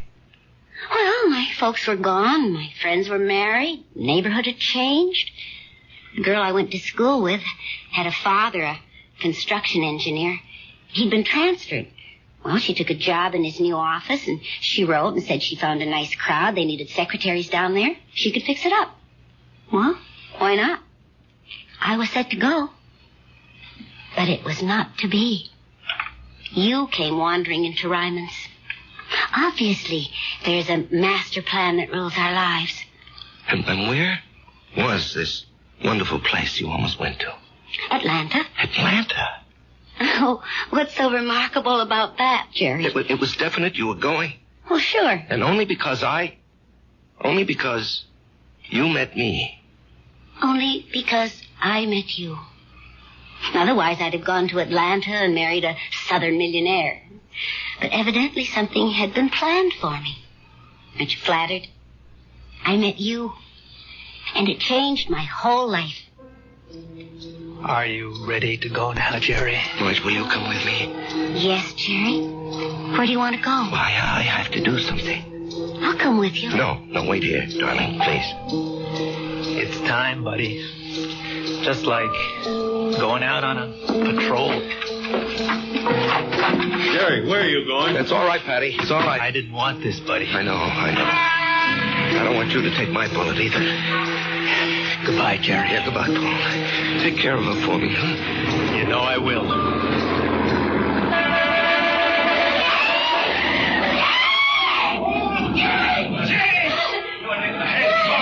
Call the police! Get an ambulance! Oh, Jerry. He's dead. Here, you're cold. Let me throw this coat over you. She's gonna fade. It's all right. I've got her. We'll bring her into that bar where it's warm. Give her a little stimulant. It's all right. Everything will be all right. Everything will be all right.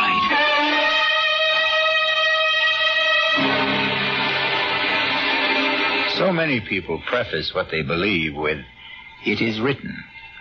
It is written in the stars. It is written on the wind. And for so many like Jerry, it is written on the bullet. I'll be back shortly.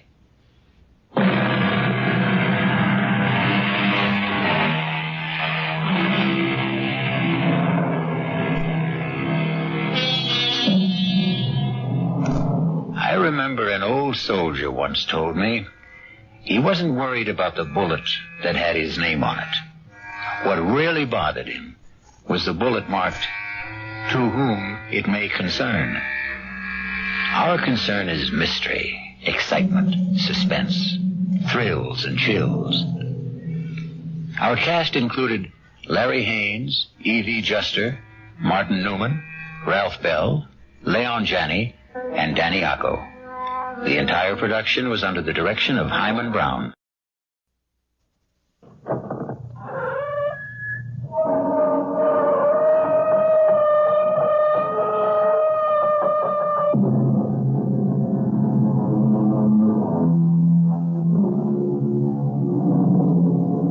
Come in. Welcome. I'm E.G. Marshall. Welcome to the world of mystery, the world of terrifying imagination. The story you are about to hear is called Lost Dog. Yes, a dog story. But please don't expect a charming family tale about man's best friend. In fact, you may even decide that the dog in this story is man's worst enemy. It all depends on whether or not you share the particular terror of our heroine, Miss Julia Smollett. Get it out! Get it out of here, please! Please, George, take him away! Give me a job, for Pete's sake. Does nothing hurt you? Get it out! George! Please!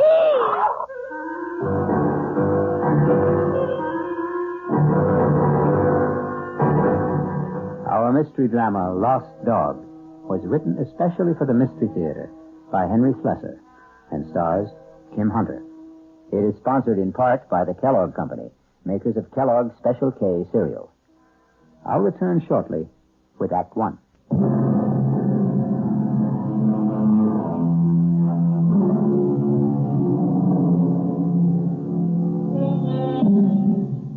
Our story begins in the quiet parlor of a small suburban house at the end of Elm Street.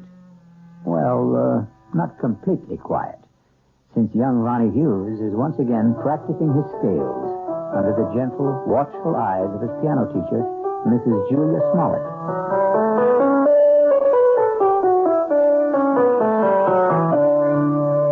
Well, that was very good, Ronnie. It was much better than last time. I still wish we could skip this scale stuff, Mrs. Smollett. I mean, I'm not saying that I'm ready to play concertos yet, but just the same... Why does it bother you so much, Ronnie? Well, playing scales makes me feel like a little kid, I guess. Oh, that's silly. All the finest pianists had to learn their scales before they could play any composition. I guess it's my fault for starting to learn to play so late in life. Ronnie, 19 years old isn't very late in life. I'm 20, Mrs. Smollett. Are you already? Oh, now don't tell me you've been coming here a full year. No, just about 4 months. But my birthday was last week. It was on Thursday. You weren't well last Thursday. Oh, yes, that's right. You still don't look well. Listen, why don't we see how well you know the chromatics? Your cheek, it's swollen. It's still swollen. Does it hurt? No, it doesn't hurt at all. It was silly of me to stumble and fall that way. I know that your husband hit you, Mrs. Smollett. Now, that's a very silly thing to say. You can't tell me it isn't the truth. I remember the first time he did it. At least the first time I knew anything about it. Now, I'm going to have to put a stop to this. Yes. I wish you would. I wish you'd call the police or something the next time it happens. Now, listen to me, young man. You've been listening to a lot of foolish town gossip. Then tell me it isn't true. What I'm telling you is that it isn't any of your business. Yeah, I guess that's right. It's none of my business. I should never open my big mouth. I'll just keep it shut from now on. Ronnie. Yeah? All right, my husband and I had a quarrel. He was drunk, wasn't he? George is in a very difficult occupation. The competition is very keen, and, well, the people he has to deal with aren't always very gentle. I don't know anything about the trucking business, Mrs. Smollett. I just hate the idea of anybody hurting you. That's all. I just can't understand why he'd do such a thing. What did you do to him? Well, if you must know, Ronnie, I won't allow him to have a dog. What? It sounds silly, doesn't it? And you're right, it is. It's silly on my part. But I'm absolutely terrified of dogs. And unfortunately, my husband wants one. He wants one very much. And that's why he hit you? Well, the argument goes back a very long ways, almost since George and I were married 7 years ago. Well, it wasn't much of a problem when we lived in the city. George didn't have his trucking company then. He was just a driver. But when he got the chance to buy into a firm out here, well, we bought this house. And I guess having a house in the country made George think about dogs and things. But I just don't see what's so important about it. Well, some things become important in marriage.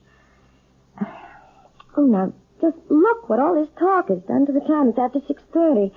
My husband's going to be home in half an hour, and I haven't even started dinner. Will he beat you for that, too? Ronnie, if you keep talking this way, well, I just don't think it would be wise to continue giving you lessons. You don't mean that. I'll see you on Thursday, Ronnie. Yeah. Sure. Goodbye, Mrs. Smollett. Goodbye, Ronnie. And happy birthday, Ronnie.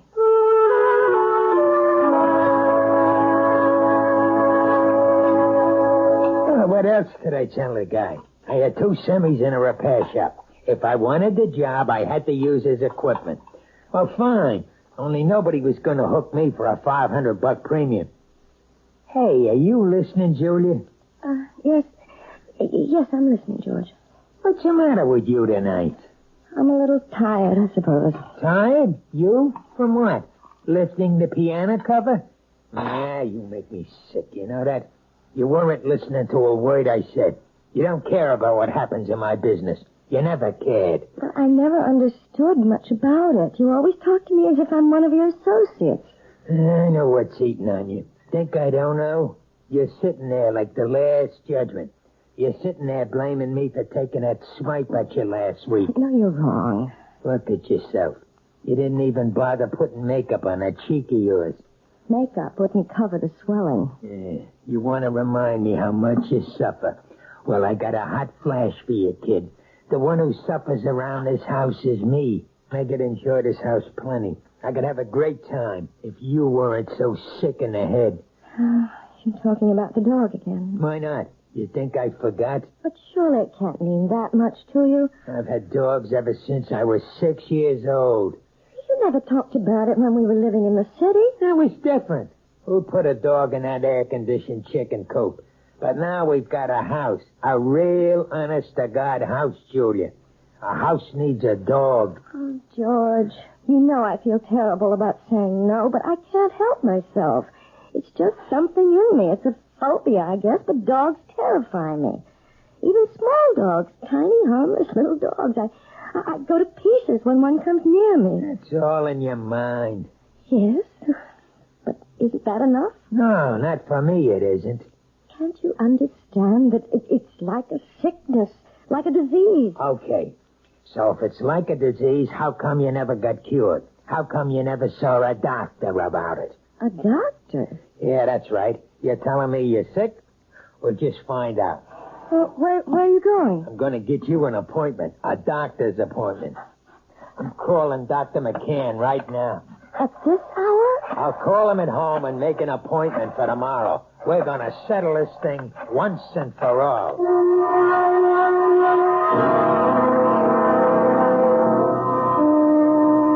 Well, Julia, maybe I'm the wrong kind of doctor. What do you mean? Well, if you're serious about getting rid of this phobia, that would take a specialist. You mean a psychiatrist? Oh, some kind of head doctor. I'm sure you realize that people who are afraid of certain things, well, they've usually had something happen to them in their childhoods, some traumatic experience or other that gets stuck in their mind like a burr and won't come out. Doctor, you know we couldn't possibly afford going through analysis. George's company isn't doing that well. He'd never stand for paying all that money week after week. Well, maybe you don't need all that couch stuff. Maybe there's something else you might try. Like what? Do you ever hear of hypnotherapy? You mean getting hypnotized by someone? Not just by someone. I mean someone who can put you under and maybe help cure you of this thing. I'm not saying it always works, but it does sometimes. Oh, I don't know. The thought sort of frightens me. Nothing frightening about it. It might be just the way to find out why you're really afraid of dogs.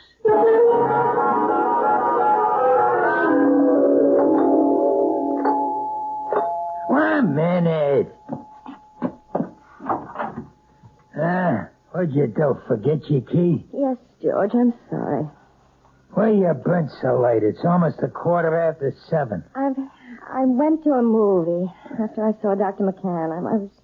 I was just so nervous. I had to get out of myself, so I went to this movie, and it lasted longer than I thought it would. Oh, that's great. Just great. Now what happens to my dinner, huh? Dinner's all ready. All I have to do is heat it. That's a fine thing. I come home early to surprise you. You're not even here. I'm sorry, George.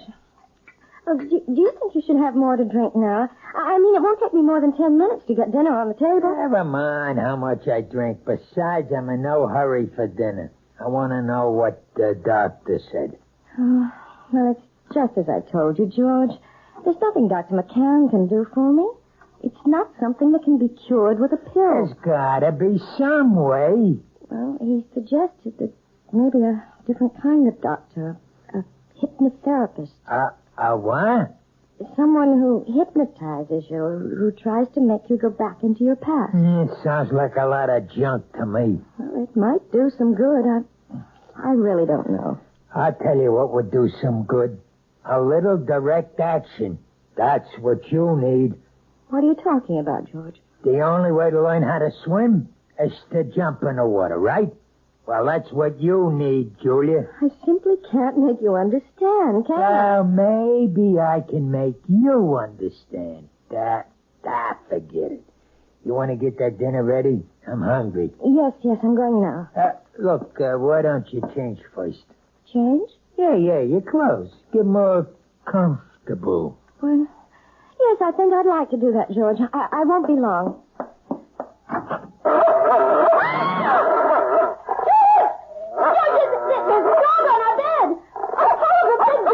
Take it easy. That's my surprise. That's it. Tell her. Please, George, take him away. It's only a dog, for Pete's sake. He's not going to hurt you. Get it out, George!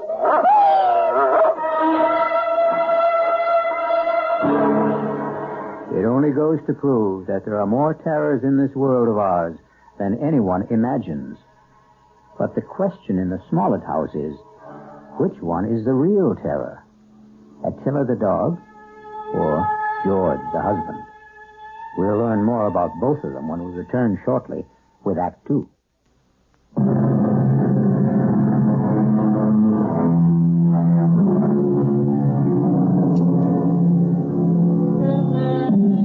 Now let's return to the plight of Mrs. Julia Smollett, the woman whose nightmares take the shape of a barking dog. How long do you want me to board the animal, Mr. Smollett? I don't know. Until that wife of mine gets her head on straight, I guess. Beg your pardon? My wife doesn't like dogs. Took one look at Attila and screamed the house down. Well, some women get scared of Dobermans. This dog's only 6 months old, for Pete's sake. Practically a puppy. Can you board my dog until my wife gets through with her treatment? Treatment? I don't think I understand. Just give me a straight answer. Oh, yes, sir. Certainly. We'll take the dog for as long as you like. We'll see how long that is.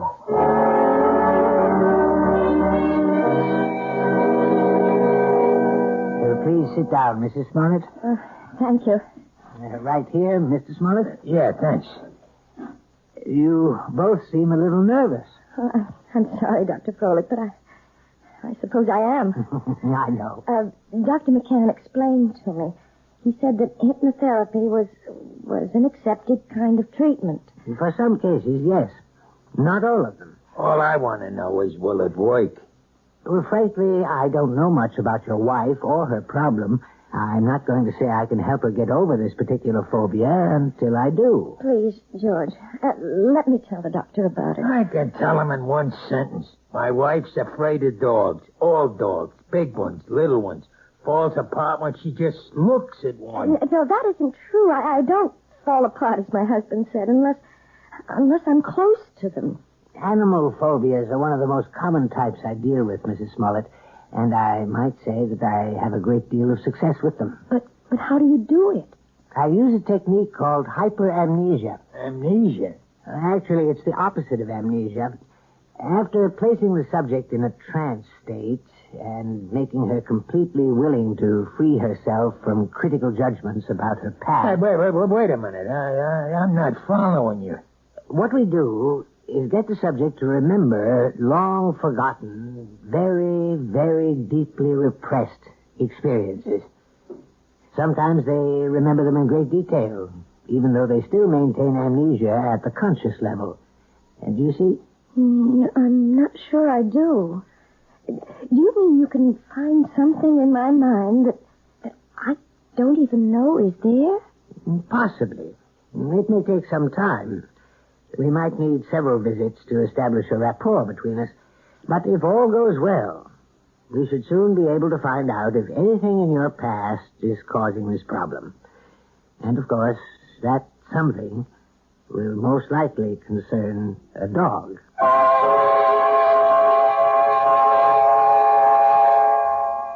That wasn't one of Hank's longest passes, but it was a bullet right at Joe Flax, deep in enemy territory. George? 3 minutes left in the half. You home already? Whether or not the Raiders will try to go all the way. Well, what happened? How'd it go at Folix?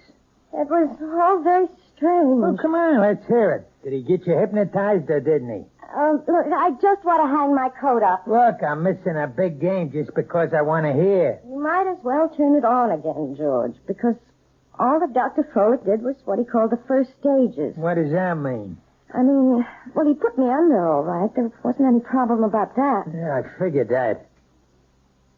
Tell me what he said about the dog. He didn't say anything, George. Oh, what do you mean? Just that.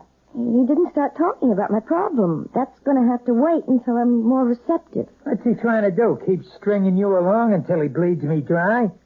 Those visits cost $50 each, you know that? I know it's expensive, but you're the one who insisted that I go. $50 a week plus kennel charges. A couple of months of that, and I'll be hocking half of my trucks. Look, you tell that guy to get down to business. It's only my second visit, George. Well, we better start seeing some results on number 3, understand? I'm not waiting any longer. There doesn't have to be a number 3. As far as I'm concerned, we can stop right now. What are you talking about? George, I don't want to do this thing. I hate being put under. I hate anybody poking around in my subconscious for something that isn't even important to me. You mean you want to be sick? I think I'll lie down for a while. Don't you walk out on me. I'm sure you'd rather watch a football game. Oh, tell me what to do. I know. You think I'm Mr. Lowbrow. But let me tell you something, kid. You're no fairy princess anymore. Maybe that's what you used to think you were back in the old days. But the only fairy around this house is that piano student of yours. I don't like to talk to you when you're like this. That's what you always say when I'm drinking. Well, I'm not drinking now. And you better listen to what I'm saying. Oh, please, George, don't touch me. Yeah, I knew that was coming next. Don't touch. That's your favorite phrase, night and day. Don't touch, George. You're hurting me. That's the only thing you understand. The only touch that means a thing to you. Let go of me. Stop being such an animal. I'll show you what animals do. No, George, please, don't. I'll show you what kind of animal I am. I'll show you. Don't, George, please don't. Please.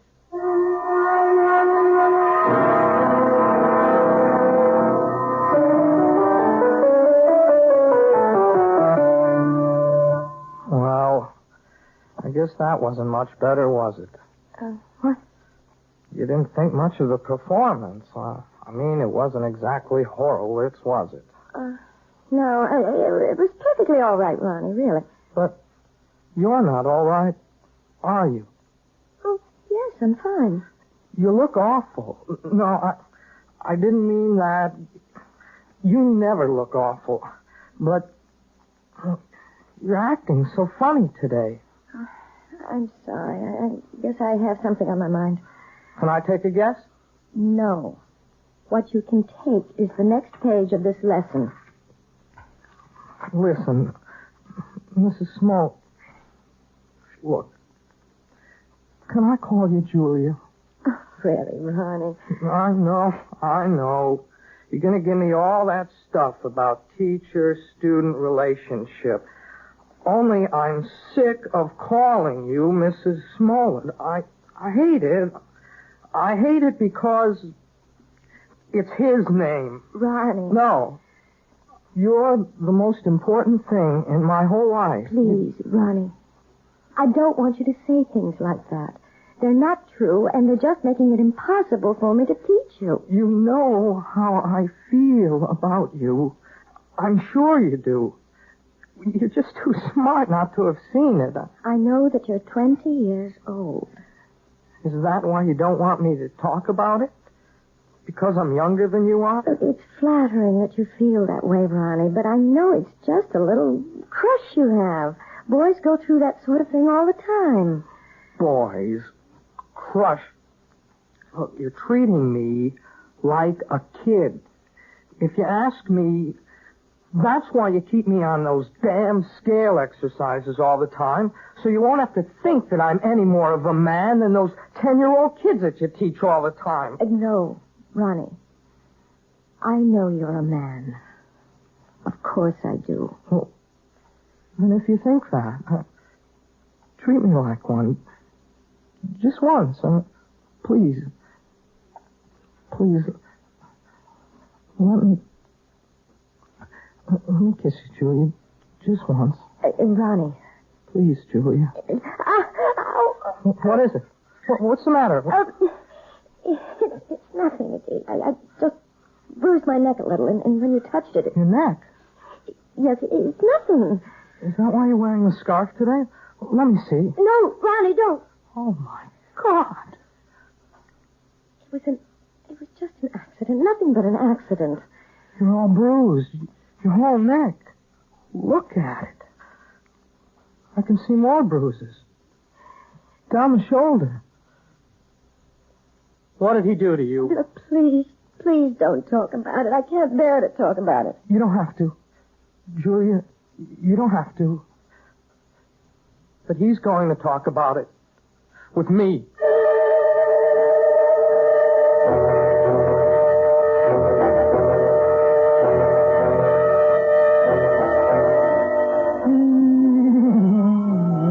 Hannah, sit down, will you?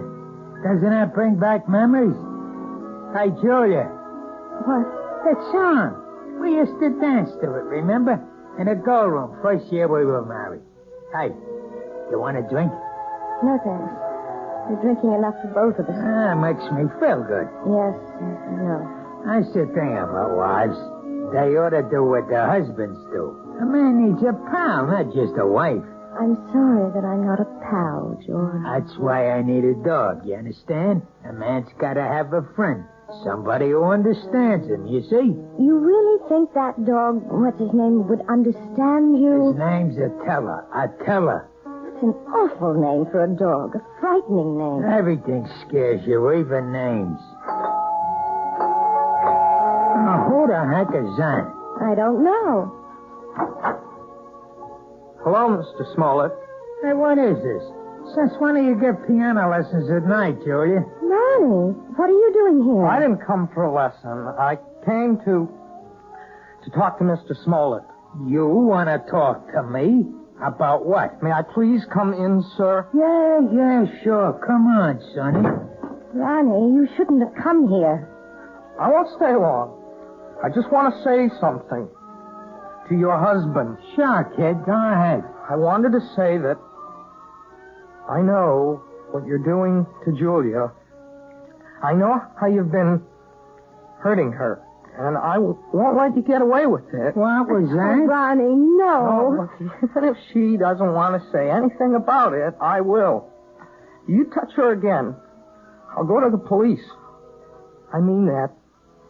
See, there are laws in this country. I think maybe I'm hearing things. I swear, Mr. Smollett, you ever hit her once more, you're going to go to jail. So I'm going to jail, huh? And you're going to put me there. Ronnie, I begged you not to do this. No. It's okay, Julie. I like hearing this. I mean, I want to know what the younger generation is thinking. You don't want me to hit my wife anymore, is that it? That's it. You sure you know the difference between hitting and just giving little love taps? Please, Ronnie, go. Go right now. I mean, maybe you made a mistake, kid. For instance, this is a love tap. Oh, George! Now, that's a love tap, Ronnie, baby. This is... Oh, George, stop it! Don't! Now, you see the difference, kid? You better be sure you know the difference before you talk to the cops. George! George, don't! Oh,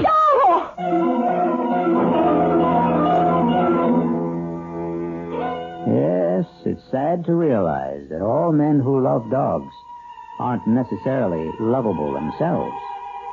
But obviously George Smollett is a man who believes that brute force trains people as well as animals. He may be right in some respects.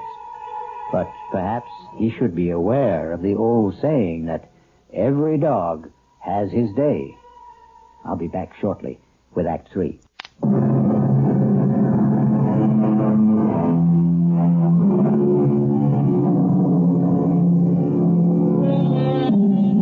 An important day has arrived in the life of Julia Smollett and her husband George, because Julia is on her way to the offices of Dr. Froelich, who has promised that this is the day which may bring her back to the forgotten days of her past, perhaps to the very day when she equated the word terror with the friendly eyes and wagging tail of man's best friend.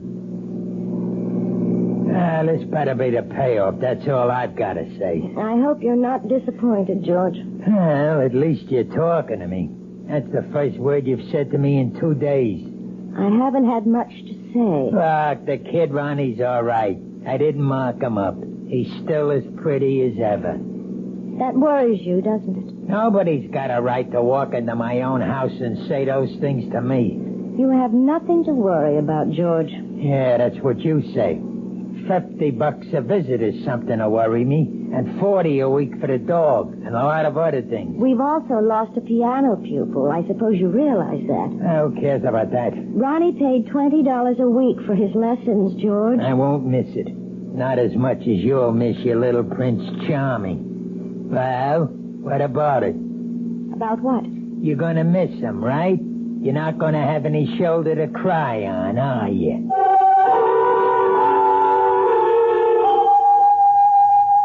I think I'd better explain exactly what I plan, Mrs. Smollett. We're going to try something called age regression. Age regression? It sounds as if you're going to make me younger. That's almost exactly what we'll try to do. Well, if you can, Doctor, you'll have every woman in America on your doorstep. All I'm going to do is attempt to take your mind back into your own past. I'm going to see if you can relive some of your early years. You mean that I might actually remember things from my early childhood? I'm hoping that you'll recall one particular thing.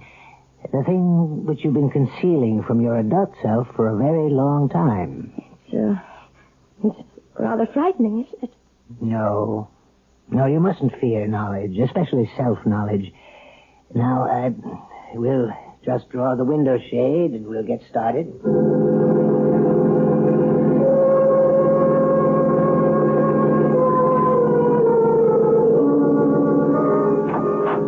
Mrs. Smollett, would you like to come inside?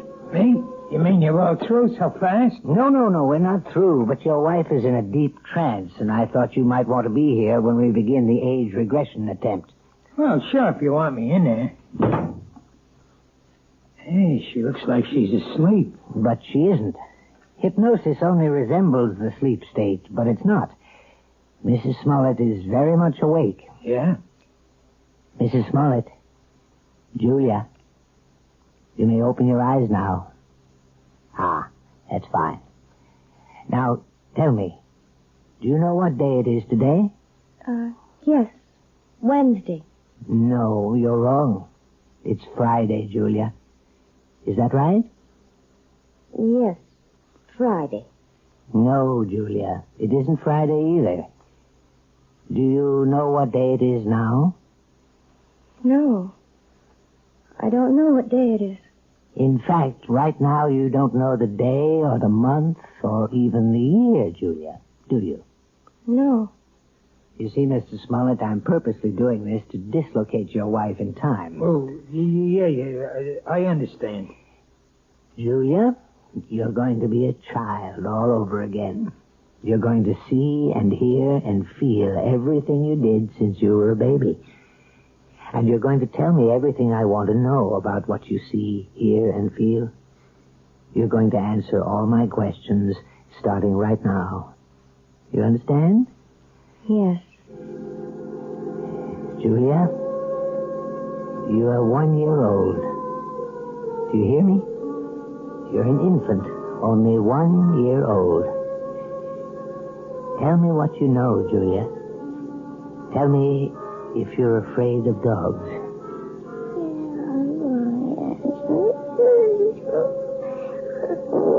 Oh, my God. You You sound like a happy baby to me, Julia. I don't think you had any fear of animals when you were a little baby. Did you? Now you're 2 years old, Julia. You can probably say a few words now. Are you afraid of dogs? No. And now you're 3, Julia. You're growing up very quickly. Now you're a big 3-year-old girl. And are you afraid of dogs now, Julia? No, not afraid of Bow Wow. You're 4 years old now, Julia. Tell me if you're afraid of dogs now. It's all right to shake your head as long as you tell me, Julia. Now you're 5 years old. What? Still not afraid of dogs? No, I'm not afraid. I'm not afraid. Now you're 6, Julia. 6. This can go on forever. Please, Mr. Smollett. Not afraid at 6, Julia? Then let's be 7 years old. You're 7 years old. Still not afraid, are you? Now, what about 8? You're an 8-year-old girl now. Topper. What was that? Topper. Poor Topper. What's she saying? Julia, who is Topper? Is Topper a dog? Topper's my dog. Where is Topper now, Julia? Topper's dead. They put Topper away. Then they killed him, and it's all my fault. It's all my fault. What's your fault? What did you do, Julia? No. It's his fault. It's Bobby's fault. Who is he, Julia? Is Bobby a friend of yours? I hate him. He teases me all the time. I'm glad I did it. I'm glad. Only don't kill Topper, please. Please don't kill my dog. Does all this mean something? Yes, it means a great deal, Mr. Smollett. Julia, now please listen. I want you to tell me all about Bobby and Topper. Bobby lives next door. He's 10. He teases me. He pulls my hair. He tore my dress. He put mud in my shoes, and he hit Topper with a rock. Mommy! What happened, Julia? Why are you calling your mother? What's happened to Bobby? He's killed him! He killed him! Who? I warned him. I told him what I would do. I told him. Was it Bobby you warned? Take him, Topper. Kill him. Kill him. Kill him. Oh, my God. Quiet. Julia, listen to me. I want you to explain everything to me very clearly. Did you tell your dog to hurt Bobby? Yes. Did he hurt Bobby? Did Topper kill him? No, he hurt Bobby. He didn't kill him. He hurt Bobby in the neck, but they killed Topper. They killed my dog. It's my fault. It's my fault. Well, I think we found the lost dog.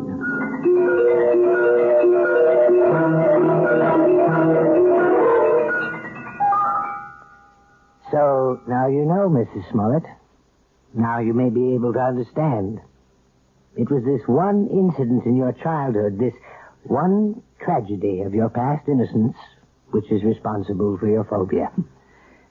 More than anything, you have a strong feeling of guilt. You blame yourself for what happened to little Bobby, when in all likelihood you were not in any way at fault. No, Dr. Froelich. You're wrong about that part. It was my fault. I remember it all now. You probably just wished that Topper would turn on the little boy, and you saw your wish become a reality. So you accused yourself of a crime. I didn't wish it. I told Topper what to do. I hated Bobby so much I wanted him to sink his teeth in that little boy's throat. Well, at least you've brought it all into the light, Mrs. Smollett. And something tells me that it won't be long before you'll willingly accept the love and friendship of a dog again.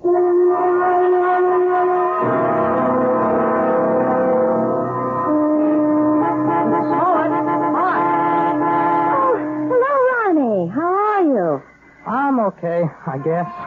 That looks like a brand new car you're driving. Oh, yeah, it is. My parents gave it to me for my birthday, but, well, it took a couple of months to get it here from the factory.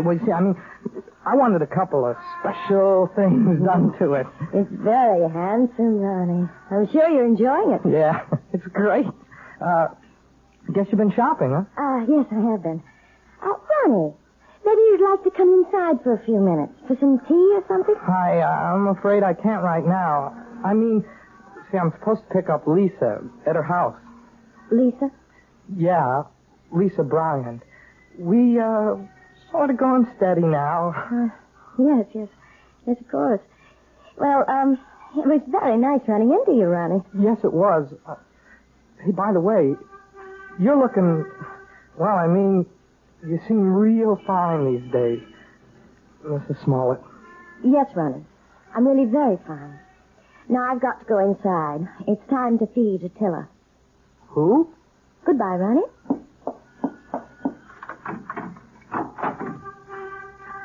Attila! Where are you? Attila? Here, boy! Oh, where's that animal?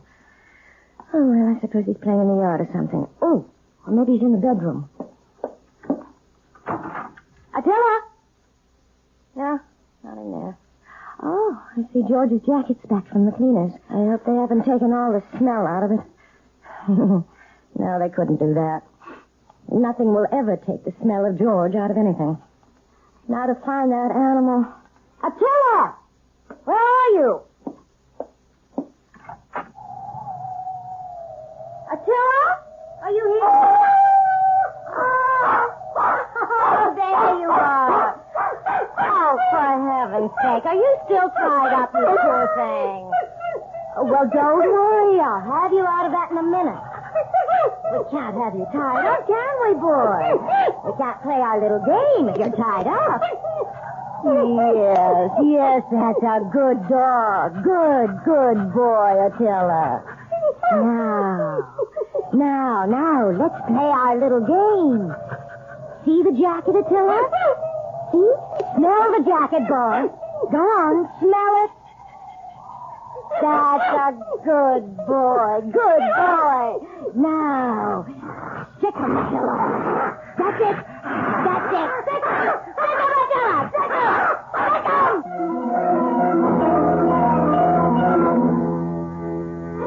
Who said a dog has to be man's best friend?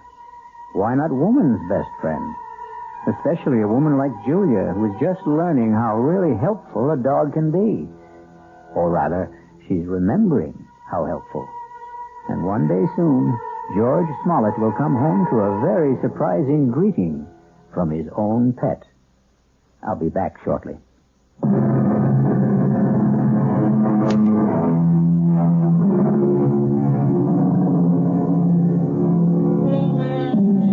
We hope we haven't given you the impression that we don't love dogs. We love them very much, especially since dogs are descended from wolves. And the wolf is not only a fascinating creature, he also does something wonderful for all lovers of mystery stories. He makes this chilling sound. Our cast included Kim Hunter, George Matthews, Robert Dryden, Gil Mack, and Mandy Patinkin. The entire production was under the direction of Hyman Brown. Radio Mystery Theater was sponsored in part by Anheuser-Busch Incorporated, brewers of Budweiser. This is E.G. Marshall inviting you to return to our Mystery Theater for another adventure in the macabre. Until next time, pleasant dreams.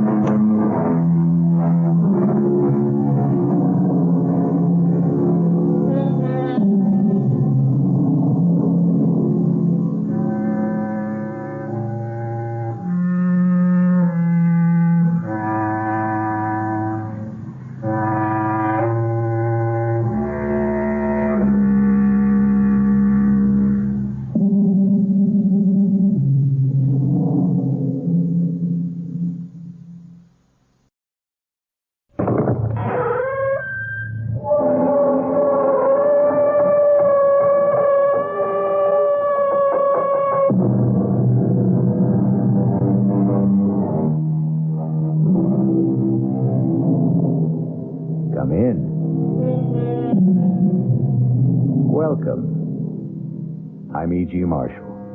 Welcome to the sounds of suspense, to the fear you can hear.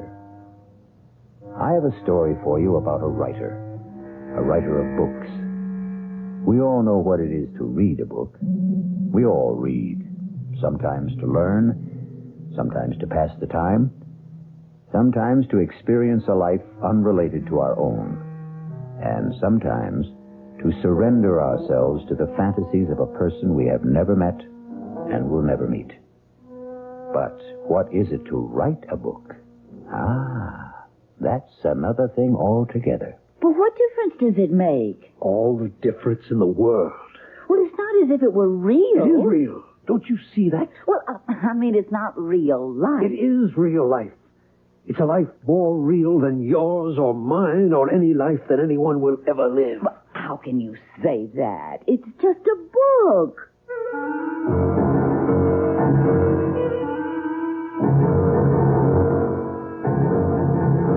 Our mystery drama, 3 Women, was written especially for the Mystery Theater by Elspeth Eric and stars Ruth Ford. It is sponsored in part by Anheuser-Busch Incorporated, brewers of Budweiser. I'll return shortly with Act 1.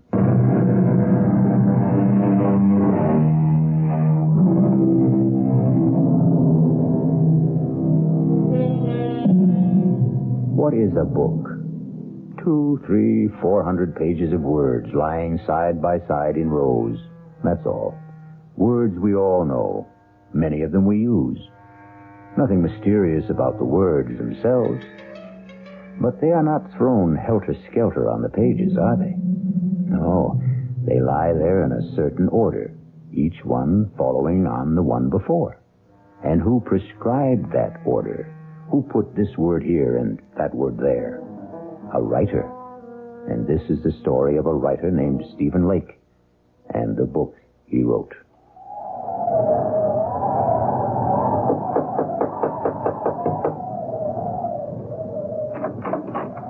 Yes? Does Mr. Lake live here? Yes? Is he home? Yeah, he's home. Could I see him? Well, he's working. Could you tell him, please, it's Mr. Higgins to see him? Higgins? I'm a publisher. Look, could I step inside? It's terribly cold out here. Yeah, I guess so. He really is working, isn't he? I mean, I hear him, his typewriter. You're a publisher, you say? Yes, that's right. If you just tell him... You can go on up. Up? Yeah, up that ladder. That's where he works up there. Oh, thank you. You get to the top, just bang on the trap door. Yes, thank you. Bang hard so he'll hear you. Yes, all right. He heard you. Mr. Lake, I'm Albert Higgins. Albert Higgins. Not from... Yes, from Higgins and Hart. All right to come up the rest of the way?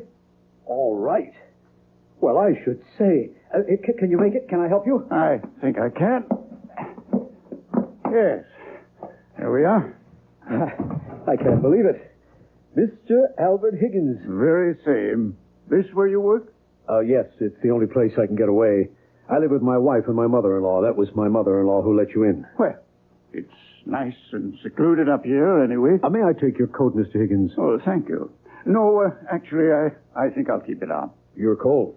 Well, it's awfully cold outside. Well, I think it's even colder in here. I get where I don't notice it.